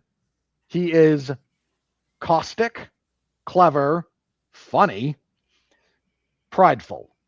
It is actually it is getting on the other side of his pride is the big part of him finally being able to come home. In this, it's just you processed your trauma because everything is trauma in 2026. But you took a character that's supposed to be a trickster, a cunning, thoughtful, intelligent, boastful warrior. Yes, he is humbled over the course of his journey. That's the journey. That's the point. That's the arc he goes on. You took it from him in favor of traumatized war vet stops being a drug addict. Bad adaptation choice to rob your main character of all of his character. Any other there was one other adaptation point I wanted to yell about, maybe two. Oh, right. I don't know why you chose to omit Penelope outsmarting Odysseus at the end, Nolan, but the whole I mmoved the bed thing to see if he actually remembers. I don't know. I thought that's a good scene in the Odyssey, but I think it would have destroyed the pacing after the action sequence. Well, that's also because he decided to. I forgot to mention this, but yeah, taken only on its own terms. Odysseus fighting the suitors is poorly lit, chaotic in an uninviting way, overlong, and lacking in actual weight to the action. It needed a lot more massaging and help than it got. It needed to bang. No, it did not need a different score. It needed better choreography. Did anyone else laugh, though, at the end when the servant goes, What happened? Did we win? I didn't need the bathos there, but that's just me. Other people might not hate it. Wrap this up. Not showing Mia Goth's character die is gutless. She's a traitor. She's supposed to die in that scene. If you want to omit the part where Telemachus has all the servants who fraternize with the suitors hanged, I'm okay with that. That can be cut. The actual treacherous one who tells Robert Pattinson about Penelope's deception, she needs to die and we need to see it for narrative closure. We don't. She hides in a corner and then nothing. And the movie forgets about her. That's just bad. That's just bad writing. That's a bad payoff emotionally to what was going on there. Sure.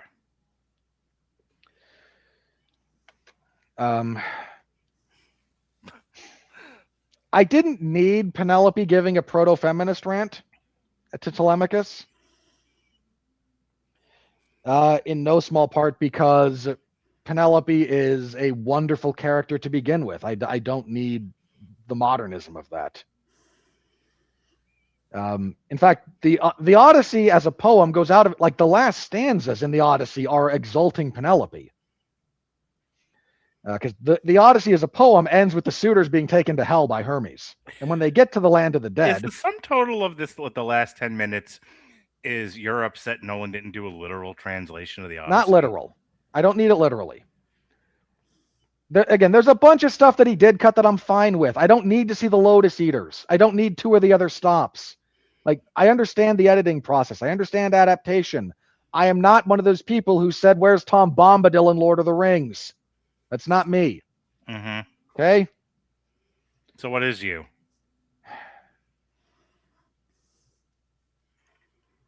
I need you to make better choices when you adapt something like this. Okay. You made choices that were bad, that are inexplicable.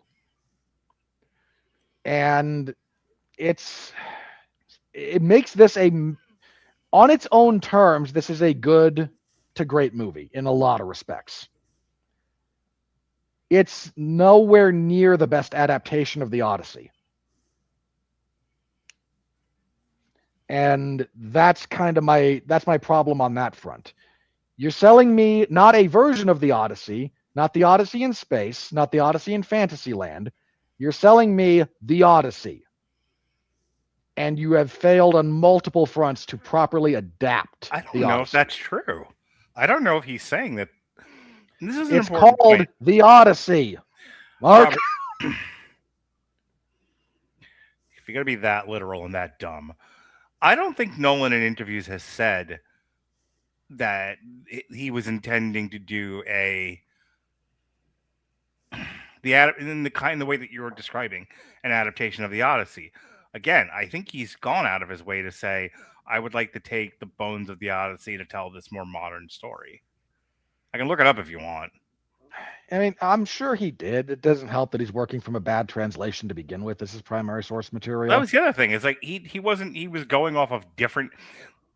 Like, I get a lot of what you're saying, and I don't think I believe it has merit, but I think it's so divorced from what his intention was. And you're doing exactly the thing I was trying to avoid. You're in a fight with Chris Nolan over what he should have done. I'm not. And I'm not saying I'm better. I'm just saying, like, we're just coming at this two no, different look, ways. That's why I did this second. I wanted to talk about the movie on its own terms that. first. That's why, and I let you go for as long as I did, though we're really over now. I wanted you to have your piece, but I'm going to say this and then we're going to move on. I'm calling an end to this now. I have one more thing I want to say. I actively chose to not have a fight with the director and just accept whatever crazy thing he was doing with this piece of literature. And you are in a fight with this director going, everything that you're doing here is wrong and you should have done it. You should have done it this way.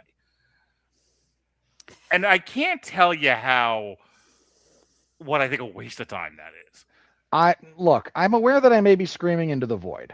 I'm aware of that.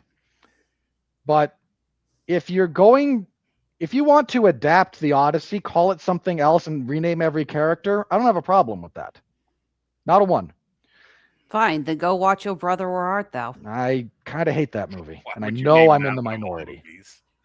What? That is an adaptation of the Odyssey. I know. It's inspired by the Odyssey. I'm thinking of Life with Eddie Murphy, and then remembering who Robert is. Go ahead, wrap up. No, it's so weird. Like, Oh Brother, Where Art Thou is like the only Coen's brother movie I kind of dislike, and I don't know why it didn't resonate with me. I don't. It should. It really should. But yeah, Oh Brother, Where Art Thou is inspired by the Odyssey, and nobody complains about the accuracy. But when you call it the Odyssey, you're making a promise. The last thing you were going to say.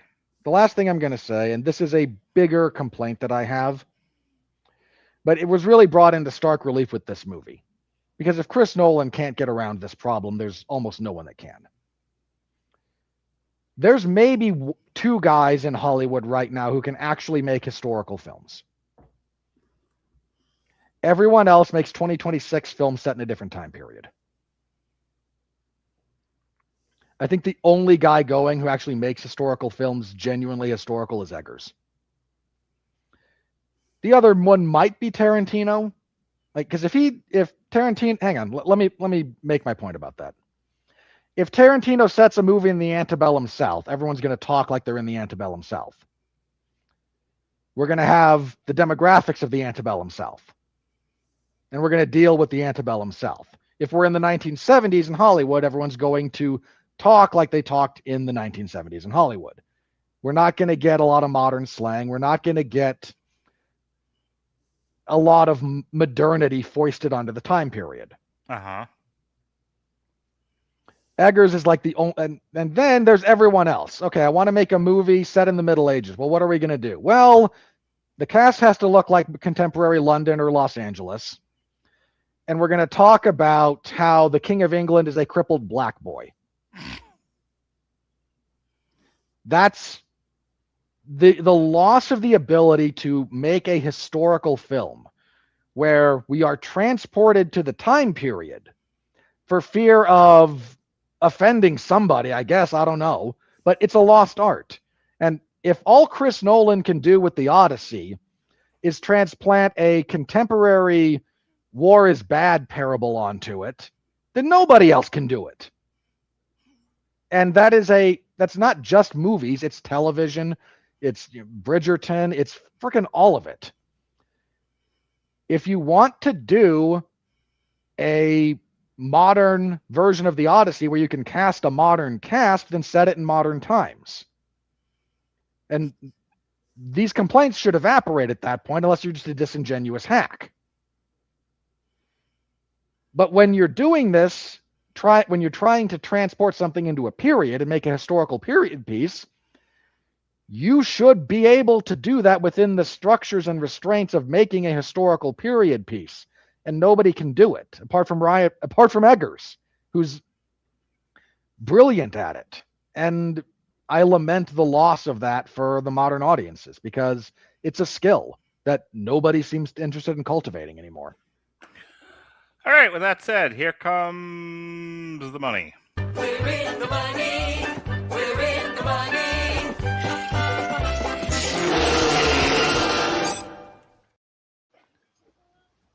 We're going to speed run this, given the amount of time that we went over. All right. The budget on this was, again, $250 million Marvel monies.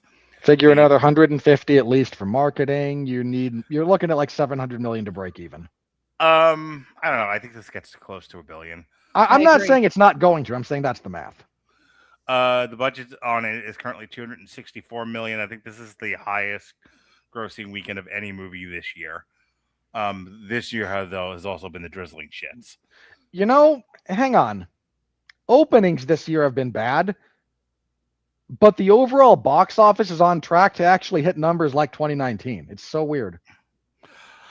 I don't see how, considering what's in the top 10 right now, but it's also, I'm not having a math conversation.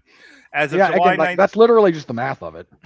as of July 19th, 2026, the Odyssey has grossed. In 2019, everything in the top 10 made over $1 billion. So far, we're at 2. I'm not saying by the end of the year we won't hit 2019 numbers. I just don't understand how we got there by this point when that's the case. We're tracking this year to have another box office at the end of it that's over 10 billion. Okay. We'll see what happens. As of July 19th, 2026, the Odyssey grossed $124 million in the U.S. and Canada and around 140 in other territories for a worldwide total of $264 million. I had a sneaking suspicion this was going to be almost a $300 million opening. Produced on a $250 million budget, the Odyssey is among the most expensive of Nolan's career and is one of the most expensive films ever made. All right. There's a whole sick thing here on ticket sales and whatnot. I'm not reading all of this, especially now. The number one movie of the weekend was, in fact, The Odyssey. It knocked Moana from 1 to 2, and Moana had a 58.4% drop. Yeah, after a soft opening, that's not great. Yeah, this thing is. I think the literature on Moana and Supergirl was that those are going to be the two biggest bombs of the year so far. Toy Story 3 is rocking hard.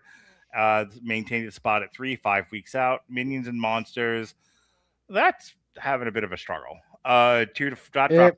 Yeah, it's not quite finding the audience. Yeah.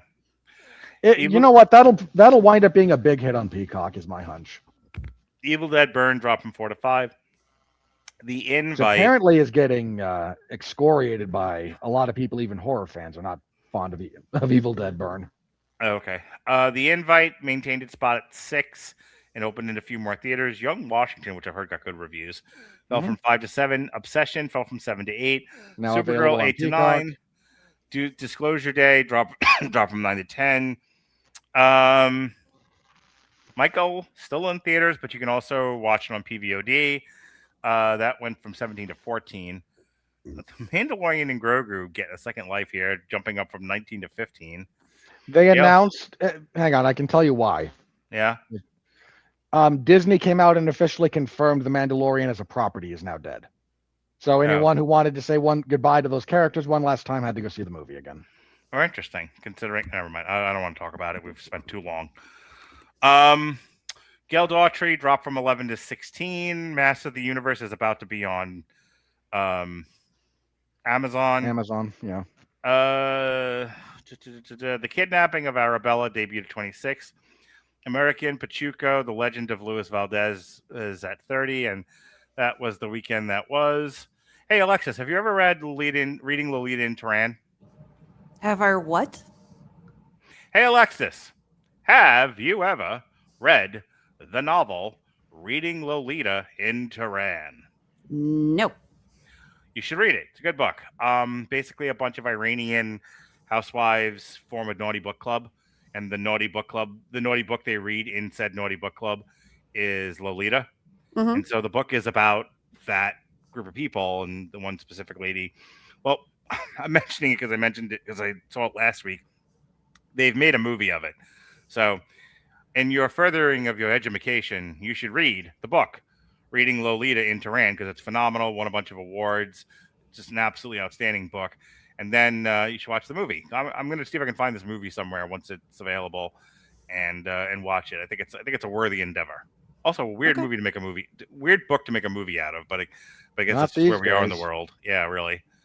Come on, Mark. Anything that can become feminist. So that was the weekend that was worldwide. Still 2 members of the Billionaires Club. Toy Story's close at 957. Again, might cross it, but it's going to be a struggle. And then we dropped 300 million to fucking Yep. Devil Wears Prada, Project Hail Mary, Pegasus 3. We drop another 200 million to Obsession, Hoppers, Backrooms, and Minions and Monsters. Star Wars is out of the top 10. The Odyssey is debuting at 13 between Wuthering Minions and Heights. Monsters will be out of the top 10 next week. All right, so really quick, I haven't seen Wuthering Heights yet. Alexis, have you seen Wuthering Heights? No interest. There's a shock. Robert, you also have not seen Wuthering Heights for the same reason she's not seeing it. I have not seen it yet. No, why? I saw this on TikTok, and try to stay with me. Try to stay with me, Alexis, and be interested in the things that I'm interested in. Try to stay with me, Robert. I would appreciate it if you'd actually engage in this conversation for just a minute, just a small moment, just a little morsel. I saw this on TikTok, and I thought it was interesting because they're comparing Wuthering Heights to the Odyssey in the following way. There was a girl who put up a TikTok, and she did a thing where she put words over her face. And the words were that this is the worst interpretation. Collapsing. Something along the lines of this is the worst interpretation of the Odyssey ever, but film bros are going to jerk off to it. Are we going to call them the same names we called the girls who jerked off to Wuthering Heights? The implication being that the Wuthering Heights adaptation was hot garbage and kind of, book talk whorism. As an adaptation, it absolutely was based on everything. Right. So every girl who liked Wuthering Heights was also a dumb whore. Are we going to apply, not we 3 judges of the universe, but in general as a culture, are we now going to apply that to the film bros who are going to react the same way to the Odyssey that they did to Wuthering Heights?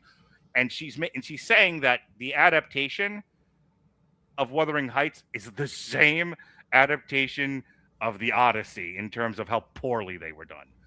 Robert, I'm going to go to you first, and then Alexis, by that point, you should have thoughts that are engaged in this conversation.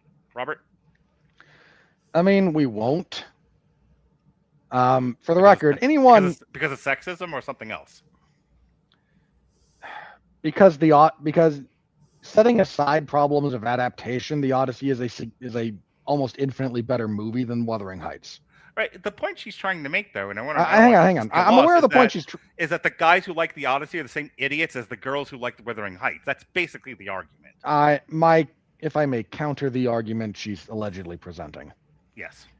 There's reasons to like the Odyssey beyond it makes my groin tingle.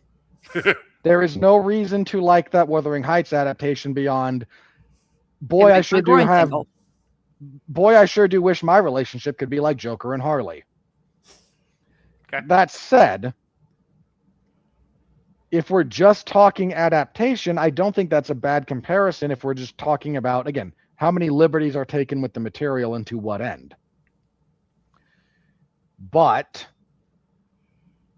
the version of Wuthering Heights, it messed with the material. 1,000,000% it did. And what came out of it was also very bad. What came out of messing with the Odyssey, because you had a very good director handling it and everything else, was a good movie. So no, we're not going to wind up saying the same things about the film bros that people were saying about the women who liked Wuthering Heights, and not because there's not a comparison to be made in some respects, but because If Wuthering Heights had been overall as good as the Odyssey, then yes, we should. But Wuthering Heights was also just on its own a very bad movie, and that complicates the discussion. All right, Alexis, you want to take a crack at this and share your thoughts? Well, I'll admit I didn't really follow a lot of the complaints about Wuthering Heights. The TikToks that I saw about that movie were the couples trying to recreate the lifting the corset with 2 fingers thing. Yeah, you can't do that. No, you can't. Margot Robbie stood on a box. It's obvious. But I feel that they're trying to compare it the way people would compare 50 Shades of Grey versus Transformers.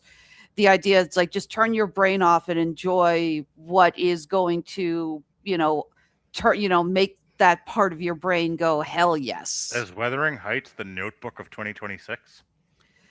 Well, that's the thing. And I haven't seen it, and I haven't seen a lot of criticism about it. I did see people say it's not a good adaptation of the book, but I haven't it's terrible. I'm sure it is, but I haven't seen people really go into it. And yeah, I saw a lot more people talking about the Notebook and the romantic scenes in it and how passionate that was. Again, I'm not seeing that from Wuthering Heights. The biggest thing I saw from Wuthering Heights, aside from the corset thing, is from Jeremy Johns, who made a joke about, the corset scene. And he said he saw it on a packed night and he could tell a majority of the people in the theater were women. And he said during that scene, he's like, and we need a dehumidifier in this theater now. I'm gonna have to watch Wuthering Heights. I gotta get, much the same reason that I made myself sit through The Bride. This time, not with my children though. I'll just watch it on my own. Maybe I'll watch it this week. I'm not gonna see my kids for 2 weeks. But I feel like I got to get in on this conversation now with Wuthering Heights. I just feel like this. I feel like this TikToker is. I get the feeling that she was lambasted for liking Wuthering Heights. Yeah, she was clearly called an idiot whore and couldn't sit with it. Yeah, because she's looking to call boys idiot whores for liking the Odyssey, which I respect, but I don't. But my question essentially is she making the right comparison, or is she just attacking? No, again, like I said, she's trying to compare something like 50 Shades of Grey to Transformers. Again, because in her mind, the Odyssey is garbage. But there are parts of it that are going to make the endorphins in our brain go yippee-ki-yay. Mm-hmm. Whereas that is not what the Odyssey is. Despite Robert's ramblings, there is a lot more to it than a Michael Bay thrill ride. I said it's a good movie. It's going to deserve the vast majority of the accolades it gets. She's essentially calling the Odyssey a guy flick, and it's like the Odyssey's not a guy flick. What she's really commenting on is film bros. She's saying, look, if you're going to attack book talk girls, who are the people that went to go see Wuthering Heights, then I'm going to attack film bros. And this is the movie to do that with, in her mind. Here's the thing. Which makes me hang on. Which begs the question: worst group of film bros, Snyder Bros or Nolan Bros? Snyder. Tarantino. Boo. No, see, I'm arguing that I showed my kids Pulp Fiction over the weekend. They loved it. Look, I'm not saying Tarantino's a bad filmmaker. I'm saying talking with his fans is the most insufferable thing in the world. Go ahead, Alexis. I'm saying that this girl's argument about book talk, it's like, sweetie, you are not speaking for all book talks, because a lot of book talk girls didn't like the movie. She's trying to get on a pedestal that doesn't exist. Okay, that's a good point, Alexis, and I'm glad you made it. I'm glad you were part of this discussion. You're a valuable member of our team. I'm waiting for the other shoe to drop for you to just either insult me or tell me you're going to make me review something I don't want to review. When you misbehaved, I scolded you. When you interrupted Robert, dear sweet Robert, good to his mother, Robert. He needs a place to show his voice, Robert. And you had to bring up the stupid Doomsday trailer, which was all over my TikTok today. And you were rightly scolded for doing so. But no, I'm not. For the record, that trailer looks like ass. It really does. I don't want to talk about it. That is a movie that I'm gonna go to and see and just be like, that is like dentistry. Like, just get this over with. I'll make sure to have reading material when we review it. You're good. You may have to do all the talking. Mark and I may just say it sucks. Yeah, I'm done here.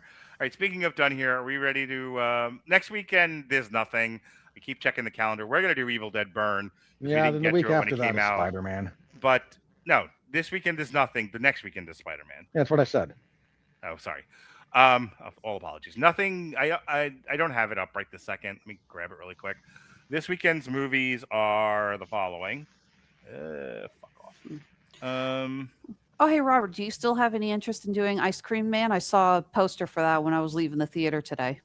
I don't remember anything about that. It's the new Eli Roth horror film. Yeah, it's another gross Eli Roth movie. I think I'm going to get my temporary fill of grossness next week. Okay. I keep looking for more horror stuff for us to review for Extra Game in Hollywood. We have the 24th. What interesting thing about this is either like straight to streaming movies, a bunch of them. There's not a whole lot going into the theaters. There's a Refn movie, but we have The Dink on Apple TV. So there's a war crime. 72 Hours is on Netflix. Her Private Hell, which is again put out by Neon and is a science fiction horror thriller film produced by Refn. It's Alexis on any of our podcasts. Only it's no longer a Private Hell. There's Motor City, which is going to be in theaters, but that's an indie, and that stars the guy who, what's his face, Alan Richson. We have Kill Code, which is another, looks like small time just studio movie. It's probably going to go straight to PVOD. And then we have Haunted Heist, which is all black people. So, having said all that, also on Paramount Plus is Avatar: Aang, The Last Airbender. It's essentially the 4th season of the animated series. Right. So that is why we're doing Evil Dead Burn, because there's nothing in the theaters besides the Refn movie worth talking about. So, having said all that, the critical review. Are you ready? No! I said, are you ready? No, God! No, God, please, no! No! No! No! All right. The tomato meter is 95%. We get into it. Top critics. It actually goes up a percentage point to 96. Verified audience is 97. All audiences is 93. We, at some point, are going to have a discussion about how Rotten Tomatoes has destroyed its own credibility at this point. Sure. Hang on. Just to say, there's a lot of people who have been trying to review this movie. And there's a lot of them whose reviews are being either removed or held back because they're not glowing. Some of them aren't even negative, but reinvigorating an ancient adventure with majestic sweep and sterling work by its colossal ensemble, Christopher Nolan's The Odyssey imbues myth with primal human feeling. And the audience says, a cinematic epic fit for the biggest screens, The Odyssey proves with technical precision and unrestrained grandeur that there's no filmmaker quite like Christopher Nolan to steer Odysseus' voyage home. That is an accurate summation of how people write. Good AI. All right. Let's see. Yeah. While we're looking for a negative review, Robert, I want to pick your brain on something. I brought up Nolan's comments that he wants to do a horror movie next, which, again, based on what we saw with this, I think he got the chops. Definitely still. It's been joked before, but he's doing the Kubrick progression. So I understand they're going to do another Nightmare on Elm Street reboot. Yep. What would you think about Chris Nolan doing a Nightmare on Elm Street? Save us all, God, no. He's already done the Dream stuff. I think that's not the direction he's going to go. You know what? I would say, you know what I'd like to see Nolan tackle, even though another director is kind of called dibs on it? I think Nolan would actually be good to do Mountain of Madness. I think Nolan could tackle Lovecraft. If Nolan could, because he and Guillermo del Toro are, they've never like collaborated, but they're friendly. Because Del Toro's had spent a long time trying to do that. Yeah, that's why I was saying I know another director, and you know how much I love Guillermo del Toro. Yeah, but I think if Guillermo del Toro was willing to take a different, not co-director, a different title, like maybe director of cinematography or something along At a those minimum, lines. they should use Del Toro's script because Del Toro's a better writer than Nolan. Yeah. And again, I'm not saying I've heard this. I was thinking to myself, because I was thinking, what good adaptations would Nolan be good at? And I actually thought he might also do a good non-musical version of Phantom of the Opera, something closer to the 1900s The original. launch change style. I know you guys just shit on this, but I'm going to take one more swing at the same thing. How about Dreamscape? I'm dead serious on that.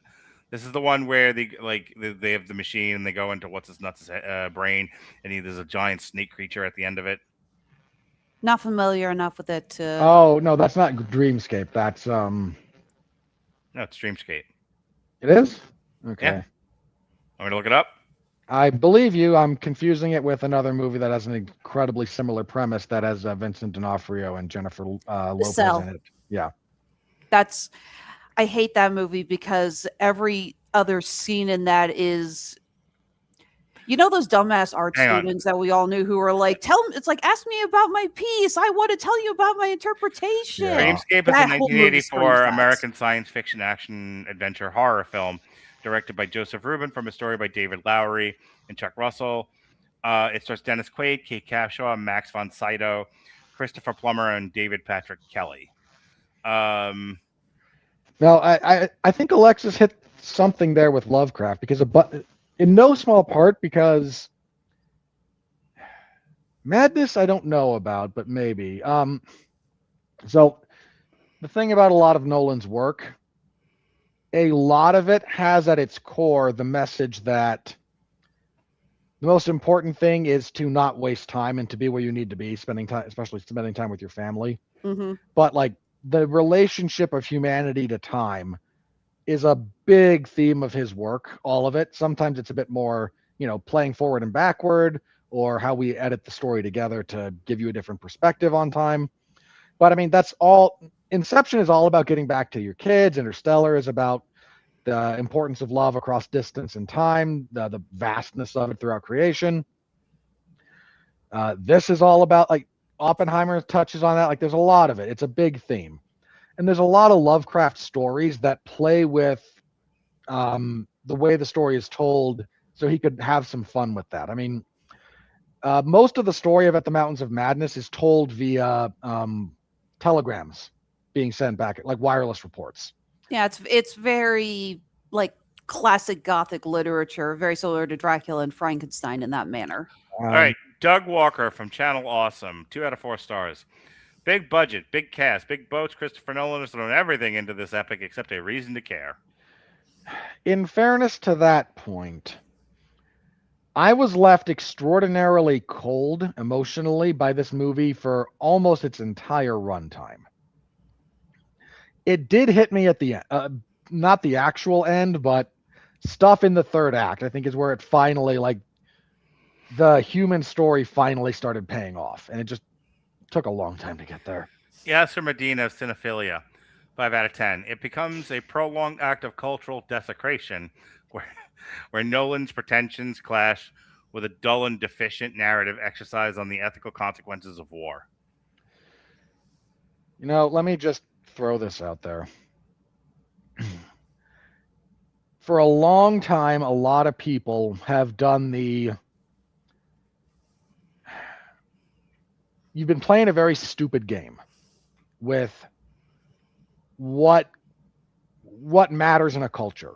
Like, if you're going to tell this story from this culture, here's how you have to do it. And a lot of people have been banging that drum and have been on that soapbox. It's a stupid game that you've been playing. It really is.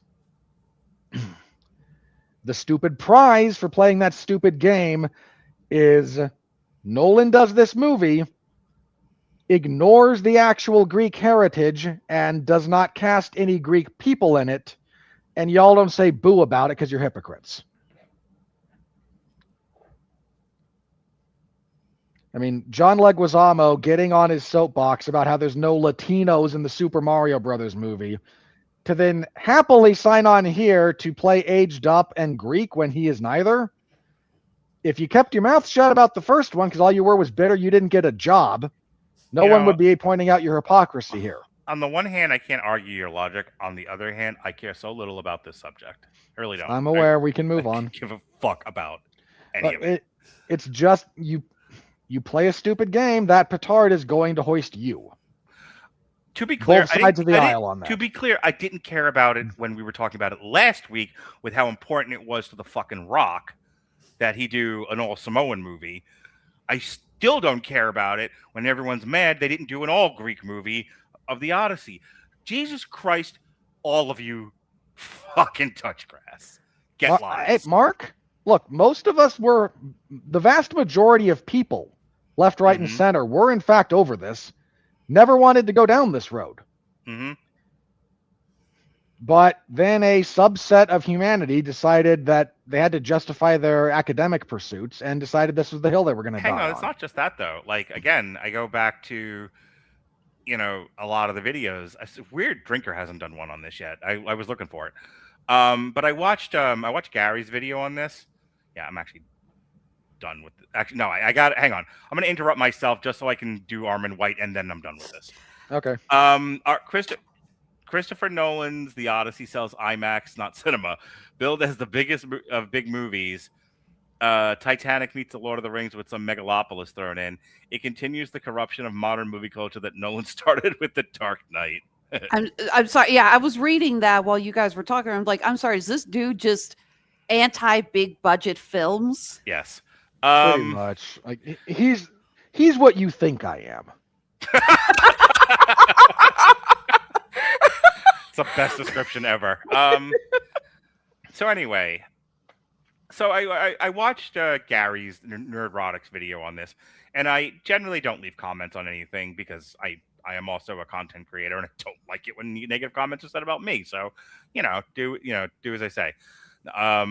Treat people as you want to be treated. But Zeus's law.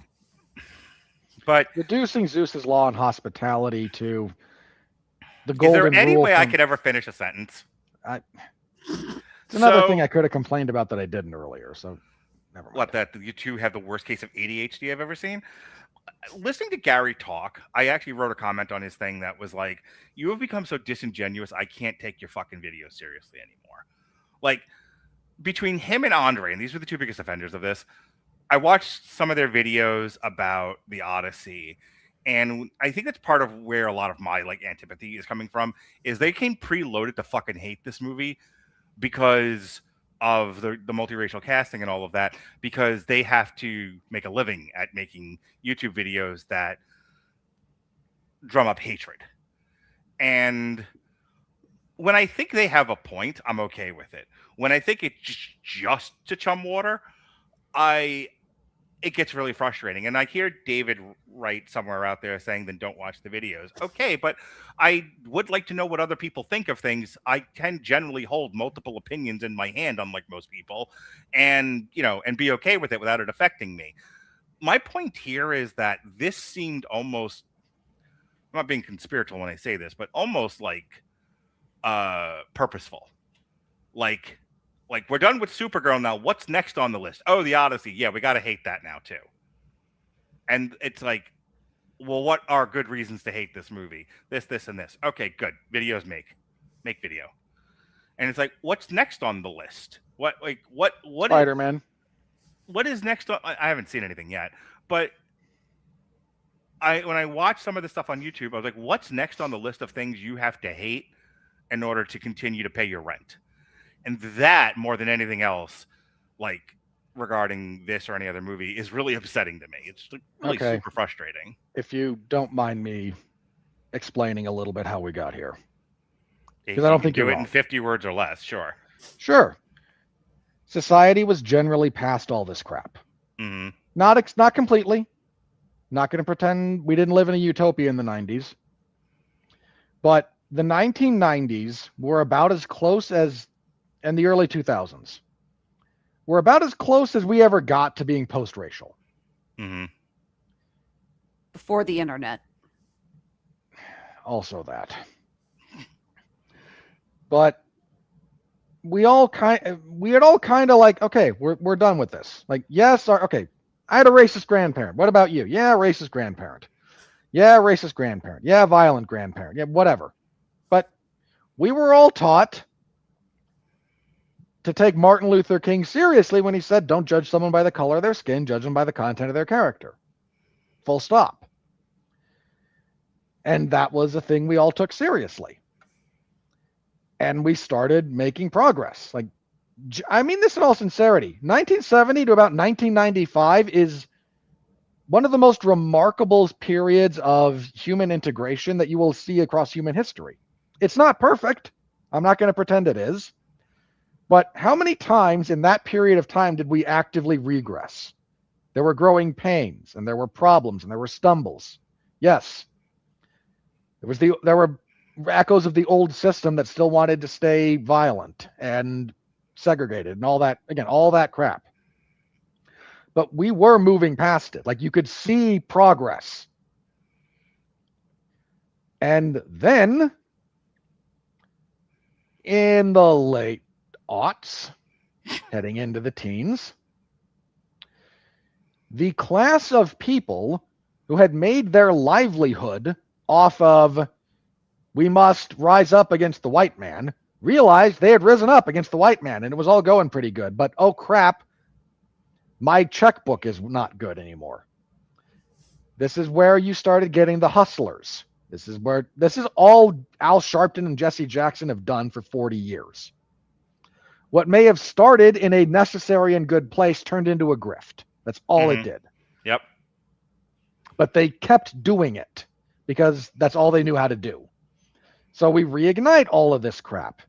Only now we have the internet so everyone can talk to each other. And now we have a bunch of academics who have to justify, again, horrible degrees in this stuff. So what do?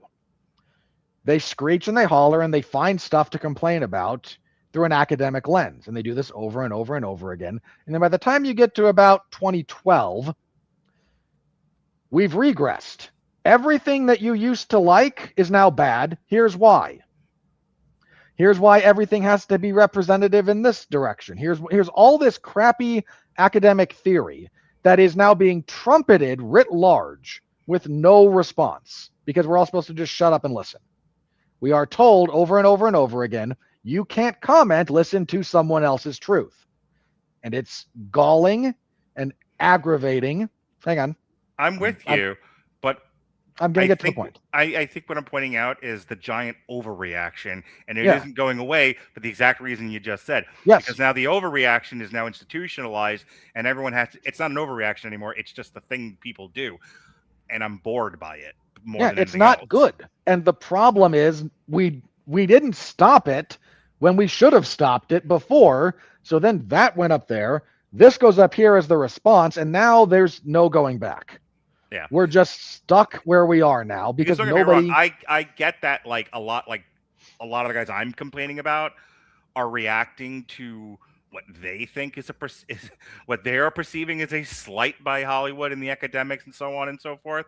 And so it's just again, they're having a fight with each other, except that neither one of them is in the same ring. It's hilarious to me. But I'll tell you last thing I'll say on this, and then we'll end the show. Where I don't see this sort of thing as much is on TikTok, because I've now seen a couple of different waves of this. Superman, Supergirl, this. I saw more even-handed takes on those movies than I've seen on YouTube.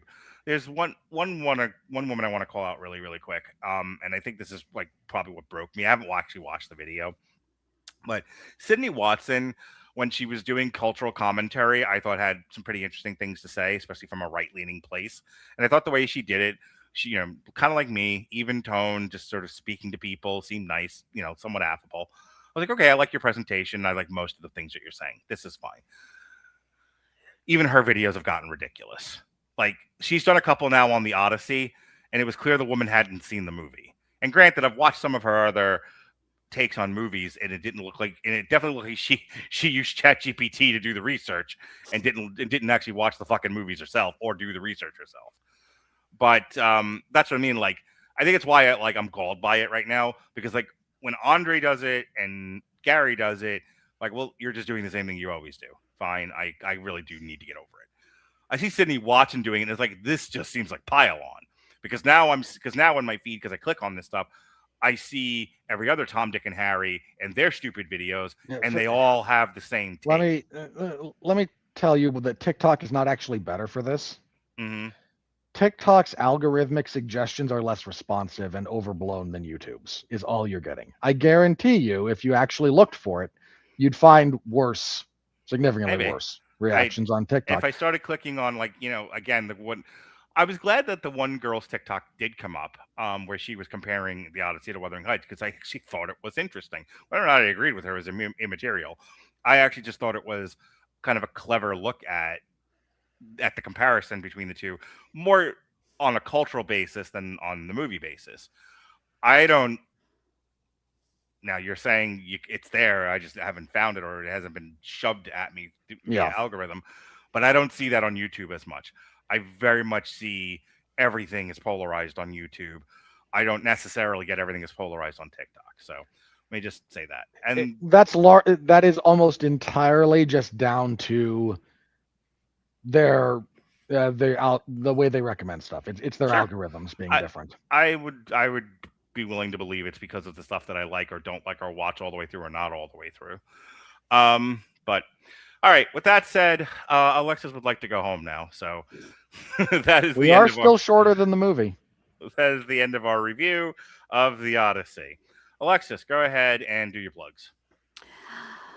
All right. So aside from coming up from a few Damn You Hollywoods, I will be returning with a couple of new TV party tonights in August. We're going to be taking a look at House of the Dragon Season 3 and the Season 2 of X-Men 97. Working on getting those on the schedule, but I'm probably going to have to do like back-to-back TV party tonights at the end of that month. Just try to get them in when I'm not traveling, because August is going to be a little crazy for me and my company. That is Honeysuckle Rose Creations, where fashion meets fandom at the intersection of geek and chic, because we have 3 back-to-back shows this August. We are going to be appearing at Comic-Con Nebraska and Omaha, and then we're going to be at KC Crypticon. Got a little excited about that last night because they just confirmed Billy Zane's going to be one of the guests of honor there. Yeah, he's always fun. Oh, I love Billy Zane. Demon Knight is one of my favorite cheesy horror movies. I love that film. I like the soundtrack. Oh, yeah. And after that, we're going to be heading to Colorado Springs Comic-Con. Looking forward to that because the cast of Hell of a Boss and Has-Been Hotel are coming in. They always bring in the fans. And we're going to be having a little reunion of stars from A League of Their Own. So I am currently working on some Rockford Peaches earrings, which I can't wait to debut. As always, we're available on Facebook, or where our stuff is available on Etsy and handmade at Amazon. And you can find us on Facebook, Instagram, Blue Sky, and TikTok. That's Honeysuckle Rose Creations, the intersection of geek and chic. All right, this Thursday, Jason lost a bet, and we decided that the way that we were going to deal with him losing this bet is to, apparently he's actually seen some of these, so this isn't nearly as funny as I wanted it to be. But we're going to introduce him to gritty 70s cinema, the way cinema was meant to be, the way cinema should have always been. We're going to look at The Deer Hunter, Deliverance, and other things that rhyme with D. Dog Day Afternoon. Dog Day Afternoon. So I watched Dog Day Afternoon with my kids. They loved it. Just thought it was the best thing ever. Also, Dog Day Afternoon, unintentionally the funniest comedy I've seen this year. It is definitely up there when you look at the ineptitude. It's also, I have realized after watching that movie, I have been Al Pacino in that movie, and I have had every single conversation. And I have had every single conversation he has had in that movie. What a day he has. There are some really awkward conversations that he has in that movie. Well, just the look on his face when he is trying to absorb and emotionally regulate everybody around him, and he is just ready to rip his own head off. I sympathize. I empathize. Then he calls his wife. Oh, God. Will you shut the... It's like every podcast with Alexis. Will you shut the fuck up and let me talk? I knew you couldn't wait. I knew you couldn't be nice to me throughout the whole thing. I'm just saying, like, my life, if I was a bank robber, is Dog Day Afternoon. It's so good. It's the best thing about that is I said that line a bunch while I was watching. Like I'd watch Al Pacino say something, and I would go, "Oh my God, I've done that. I've been that. I feel that." And my daughter would just pat me. She's like, "It's okay, father. It's okay." Or I would So say she's something your else, John Caviezel. and I would say something else like, "Oh my God, I've said that. I've done that. I've been that. That's me. That's my life." Like I would say a lot of times about that movie, I just kept saying "story of my life," and she was just like, "I'm sorry, everyone hurt you, father." It was nice. It was nice to have my daughter there to hold my hand and get me through that movie as I looked into the into the dark mirror of your future. yeah. I looked into the horizon and saw nothing but death. The recesses of your soul, and yeah. Just joined Robert in screaming into the void. So I sing to the void. I don't scream to it. So we're gonna have fun talking that. Have you ever just yes or no? Have you ever seen Dog Day Afternoon, Alexis? Mm-mm. You should watch it. Go watch that and read Lolita and Turan. There's your homework. Have you ever seen Deliverance? Wait, you asked me this when we reviewed The Bear last week.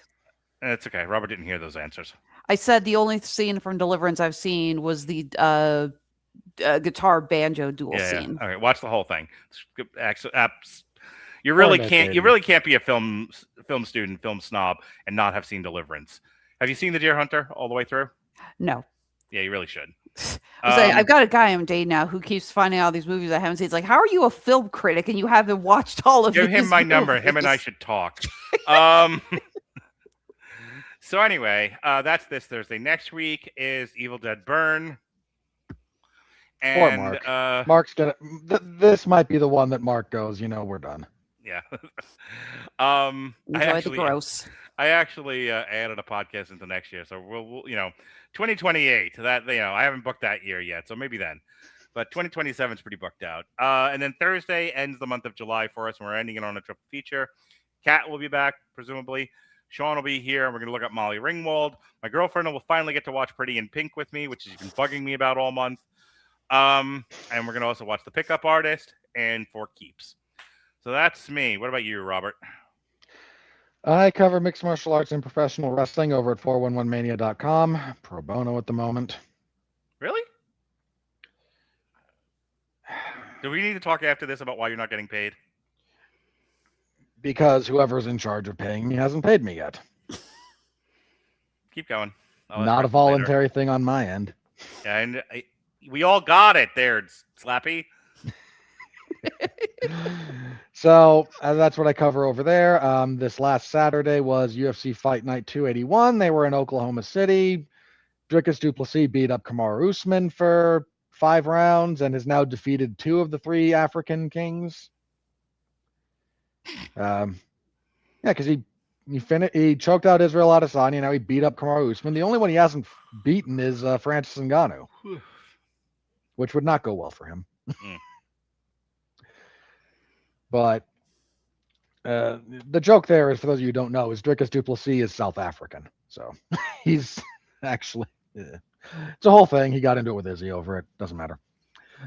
So my full review of that, you can find the full written report in the MMA Zone of 411 Mania. I talked about the fights on the 411 Ground and Pound MMA podcast, which goes live around sometime between midnight and 2 a.m. Eastern Time, more or less, depending on how the rest of my life goes that day.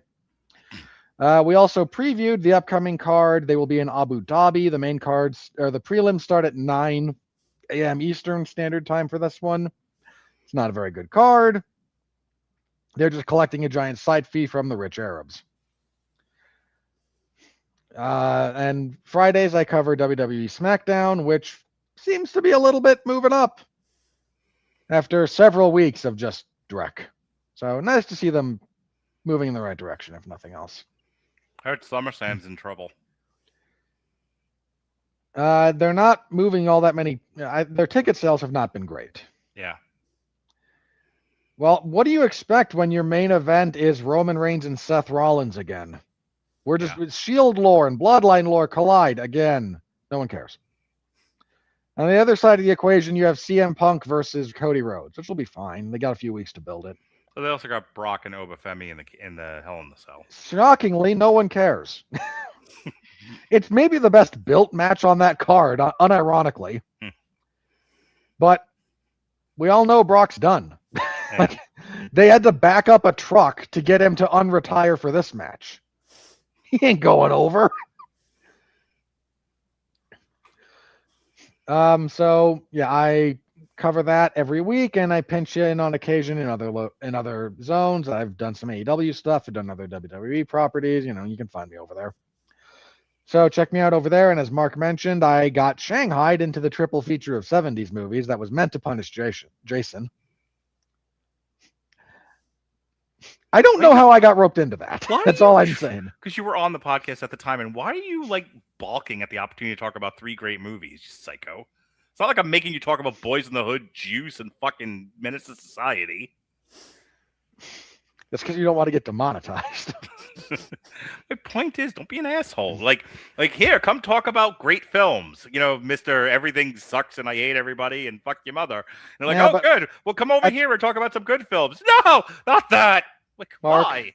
Mark, because, and you and I both know this, what kind of conversation are we going to have about this? It's great. Here's what's great about Al Pacino. Here's what's great about the setting. Here's what's great about this acting performance. Here's what's great about. I miss the 70s cinema. Oh, everything now sucks. That's where we're going to end up. Nice things, psychopath. Jesus, just come on and fucking gush. Then who cares?